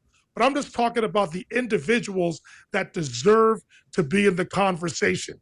And with all due respect to Breanna Stewart, her team has been average at best all season long. She doesn't deserve to be in the conversation as far as I'm concerned. All right. Agreed. So please grab your notes for your top 5 Hall of Fame snubs. Let's want to give you a little heads up because we talked about this last week and we went beautifully long with Peter Vesey, and so we got squeezed. So we'll do that right now. Before we do that, I just want to give you Asia Wilson's numbers, and then I'll just shut up. Okay, and I'll just shut up. 26.1 points per game, 9.7 rebounds, 3.1 assists, 2.1 blocks, ridiculous, 1.5 steals, ridiculous, 1 3 per game on, 41.5%. She's only a 41% banger from downtown, 86% from the foul line, and 52% from the field. You know, basically spectacular, flawless, feckless even. I do love that word. All right, here's my top 5 Hall of Fame snubs. Feckless is a tough word to maneuver and work into conversation. So when it comes up, you got to drop it.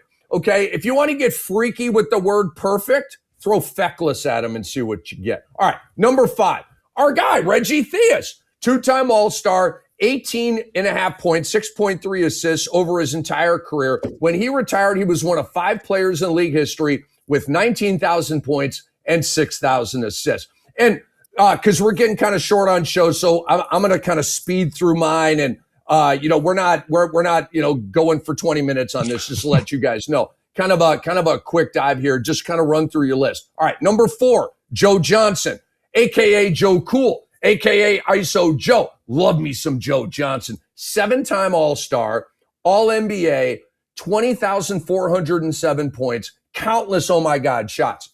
7-time All-Star, Hall of Fame metric. 20,000 points, Hall of Fame metric. Get him in. Number 3, Shawn Marion. This one is egregious. He should have gone in over Amari Stoudemire, and God bless Amari. I'm not mad at that at all. Marion has an even better resume. 4 All-Stars, 2 All-NBA, 1 ring. Amari never won a ring. Shawn Marion was the first player in NBA history to accumulate at least 15,000 points, 10,000 rebounds, 1,000 blocks, and 500 threes. First player ever. He's a pioneer. Okay? One of 4 players in NBA history. 4 to reach 17,000 points, 9,000 rebounds, 1,500 steals, and 1,000 blocks. It is Shawn Marion, Kevin Garnett, Karl Malone, and Hakeem Olajuwon. Get him in the Hall of Fame. Number 2, LaMarcus Aldridge. This is a no-brainer. 7-time All-Star, 5 All-NBA, 20,500 points. It's stupidity that he's not in the Hall of Fame. Number 1, Robert Horry. 7 rings with 3 different teams. Only guy. He's got the most rings outside of the Russell Celtics. I love that I'm getting grimaces from Dwight. Several of the most iconic shots in league history, or he's already in the Hall of Fame of clutch. Is there a player precedent for Horry to be in the Hall of Fame? Oh, hell yeah, there is. His name is Satch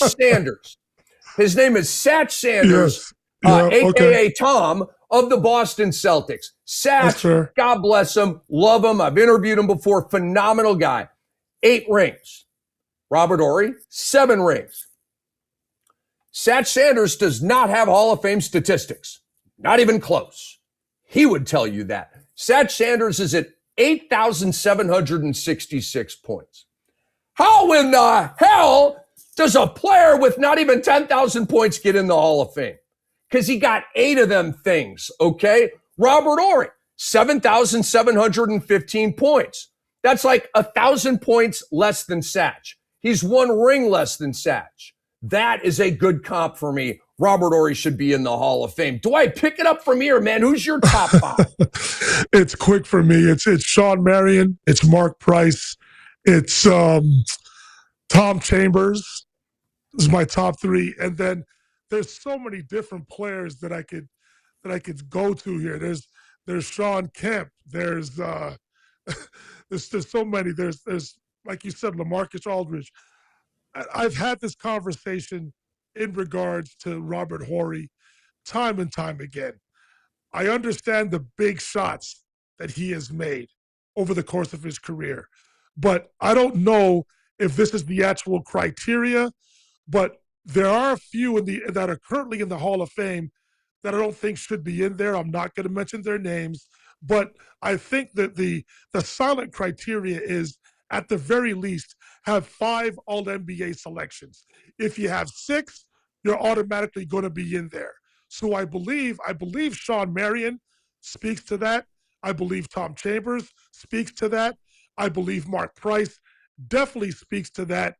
And after that, there's so many guys that we can say are snubs. 2 of them got in there. Dwight Howard, I believe, is in the Hall of Fame now, and Amari Stoudemire got in over this past couple of weeks, last week. So they're in. So I'm glad that they're in. But Mark Price, Sean Marion, Tom Chambers, for sure, as far as I'm concerned, those are my top 3. I can't give you 5 because there's so many that I could put at the 4 and 5 spot. There's so many players. But for me, those are my top 3. Sean Marion, Tom Chambers, Mark Price. I believe they should be in. Got you. Okay, so we're both on Marion. Can't wait to get your list, Ashley. Who is your 5? Okay, so first I had to bring this jersey. We got there you go. Oh, yes. I love it. Supersonics. You already know. That had is to bring dope. it.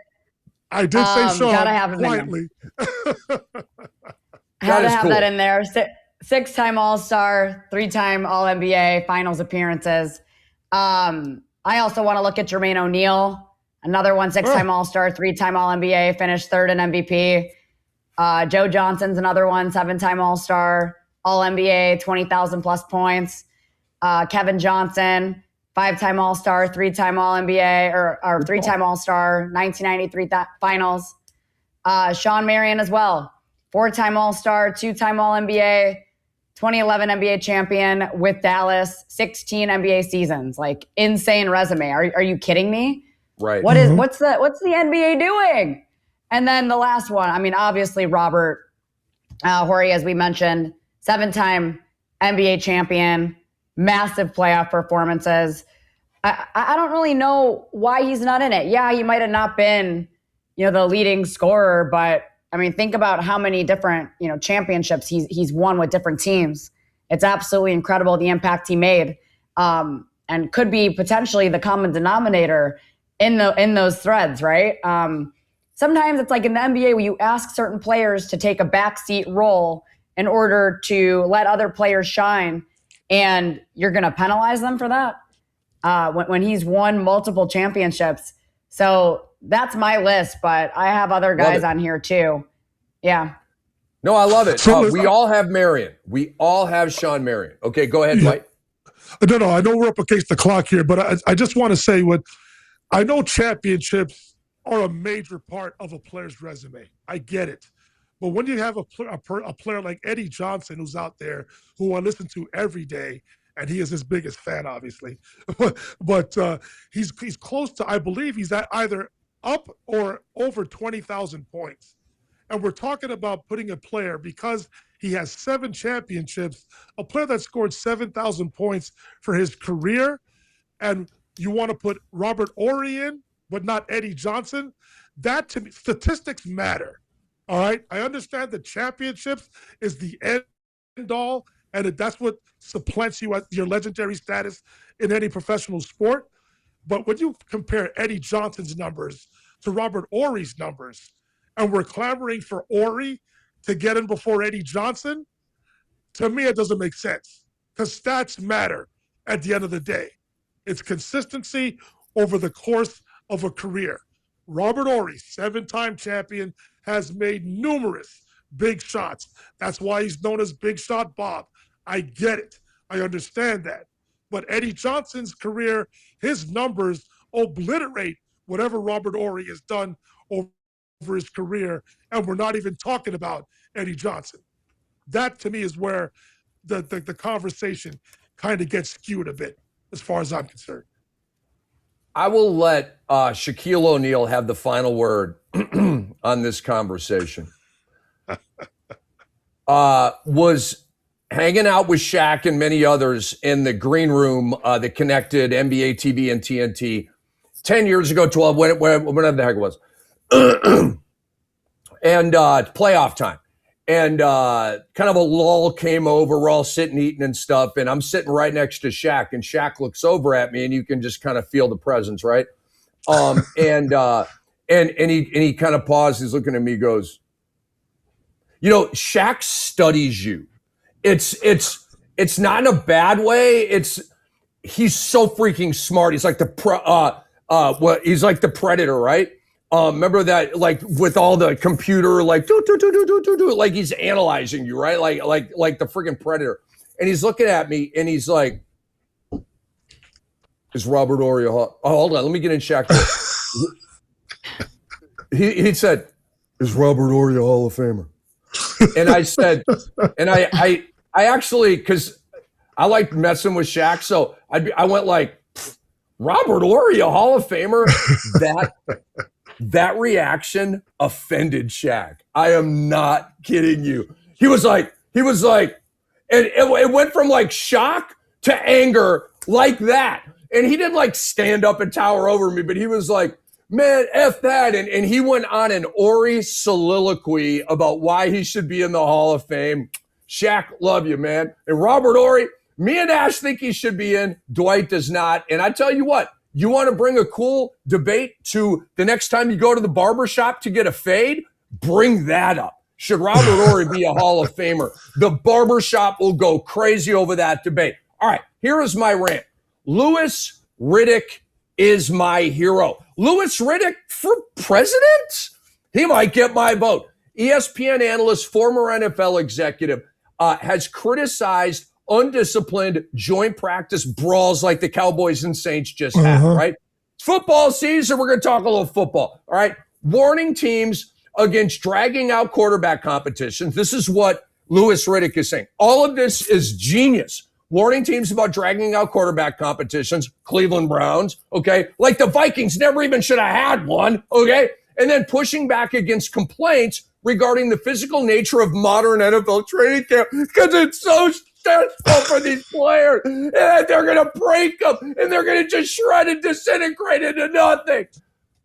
Oh, it's so crazy. Here is how Louis Riddick combated the whiners who theorized that NFL training camp is so brutal with its demanding schedule of joint practices and blah, blah, blah, blah, blah, blah, blah. Have you ever been to an NFL training camp practice? Most likely not.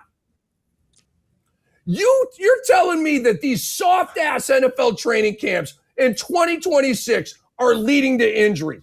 I'm telling you, you are insane. You've never been more wrong than with that take. And Louis Riddick is on my side with this. He defended this the necessary grind of football buildup. We talk about it in the NBA. Why do guys get hurt all the time in the NBA? My answer is load management. They want to get them off the floor, not playing, and then they're surprised when they play and they and your hammy hurts or something. Duh, it's because you're not in good enough shape. That's what Riddick is saying, okay? He warns that the over-softening of NFL training camp will eventually ruin the product on the field. Bullseye. Okay? Bingo. He just described load management in the NBA. More is more, people. You get into better shape the more you do something, not less is more. Furthermore, I've been to several NFL training camps, Houston Texans, Atlanta Falcons, many of them, like 15 of them, okay? I can tell you that the NFL is soft. I can tell you that. Are the games soft? The car crashes, the big hit? No, there's nothing soft about that. The way they treat and coddle and bubble wrap the players is soft. Okay, they barely ever go live. That's with pads on. They barely ever go live. And when they do, they've got all kinds of restrictions on it, right? Everyone is so nervous and preoccupied about the heat. Doesn't matter if you're in Minnesota or down in Houston, where it's legit humid and like a buck, okay? And you've never sweated more in your life, okay? So they're worried about players too far out in the heat and all that kind of stuff. And NFL training camp is mostly position group drills, okay? So like a quarterback throwing corner routes in the end zone to his tight ends, receivers, and running backs, okay? And they do that for like a half hour. And it's so freaking boring, you just want to leave the practice. You're like, this is my job. I'm just standing here, bored off my ass. Yep, that's your job. And your job as a media member is to somehow glean a story out of that. There's no story in that, okay? They have shortened training camp, reduced the amount of preseason games. There is a limit on your practice time in the offseason. You can't really hit in practice. So what the hell are we doing here? Maybe all of this less is more. It's what's leading to your perception of more injuries. How about that? Because guys get hurt in football all the time, no matter what. Ashley Neville, it is your turn. So I was having trouble kind of trying to think about a rant. I wouldn't say it's necessarily a rant. For once, I don't really want to complain about anything, but Tyrese Halliburton thinking that he deserves to be on national TV the first game of the season, as if the NBA owes him some kind of special homecoming because you went down with an injury. Yeah, I get it. You made it to the finals. That's great. You were the face of that franchise. Awesome.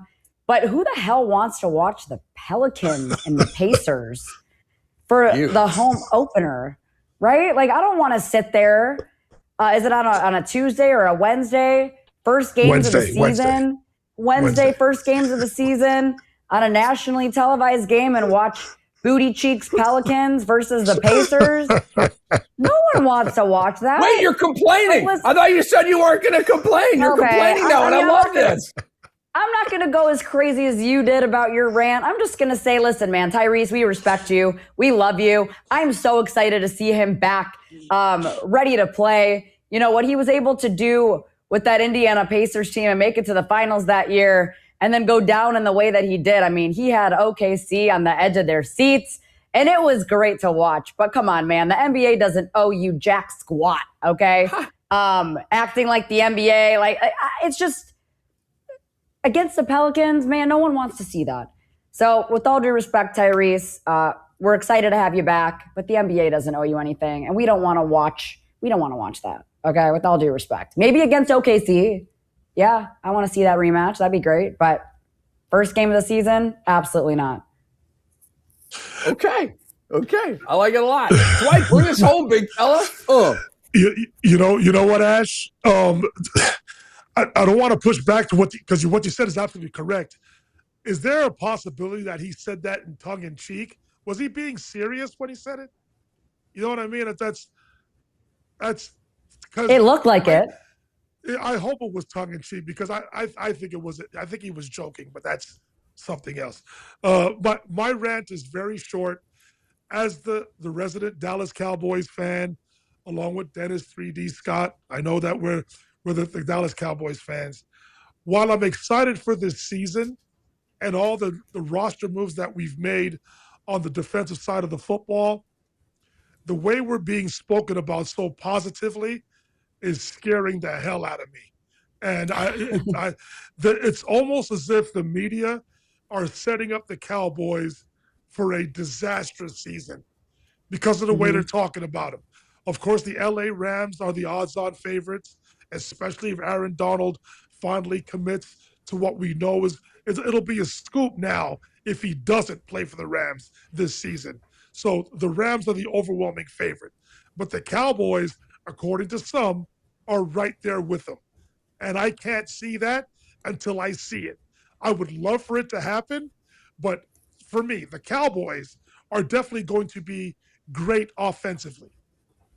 All I'm saying is the Cowboys need to be average defensively, which will be markedly better than they were last season. Then we can talk about having, or at the very least, making the playoffs. The reality is they haven't done anything since 1995. So, of course, we're jaded as Cowboys Nation.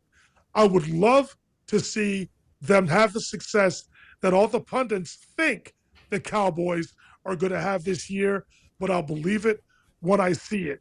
But if they lose their first 2 games of the season, and that is a possibility, the New York Giants are much improved, and I believe the game is in New York City on the first Sunday night. Anything can happen in game 1. If they lose that game, they're going to be spoken about.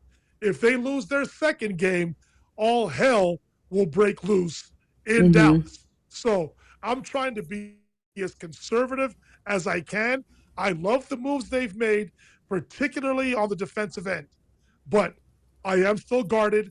I am jaded. The way they're talking about the Cowboys is scaring the life out of me. And one more comment. Olivia Miles, MVP. Yeah. Oh, I thought, okay, all right. I love that you brought that back. Well played. I also love, Dwight, that you are a unicorn among delusional Cowboys fans. You are a realistic Cowboys fan. And there aren't very many of you and Dennis Scott, who is also a realistic Cowboys fan. Like most time, you can't tell Cowboys fans nothing. You can't tell them nothing. They're winning the Super Bowl every year. They're the best, even though they're mid, and so all that kind of stuff. I love that you are a realistic fan. And I looked it up. Tyrese Halliburton was not kidding. Sheesh. He was not kidding. At least AI told me he was on the such and such podcast or whatever. It said, no, he was genuinely expressing his feelings, blah, blah, blah, blah, blah, blah. Yeah, so the word on the street is that he was not kidding. Wow. I mean, He didn't seem like he was kidding. But I wanted to also go to Dwight's point about the Cowboys. When the media starts hyping teams up like that, like I could compare it to my Bears last season, for example. We didn't have any expectations for them at all. So the fact that they made it as far as they did in the playoffs, we were like, okay, this is awesome. We feel good about this. But if they would have lost and not made it as far, we're just kind of like, the expectations weren't high anyway. Typical Bears, But the fact that now the media is also speaking very highly of them, right? Same situation. I'm like, ooh, I don't know how I feel about that now. I don't know how I feel about that because and the Cowboys, it's like every year. Every year it's always, the Cowboys this, the Cowboys that, and then they always underperform every year. So, I mean, on paper, though, like you said, offensively, they look great. Saying the Rams look great on paper. How is it all going to pan out? I don't know. Well, the Dallas Cowboys, as Dwight Walton knows, are very, very, very good for business on the 4-letter. They talk about them all the friggin' time. And so really, it's not analysis. They're just gassing up a cash cow.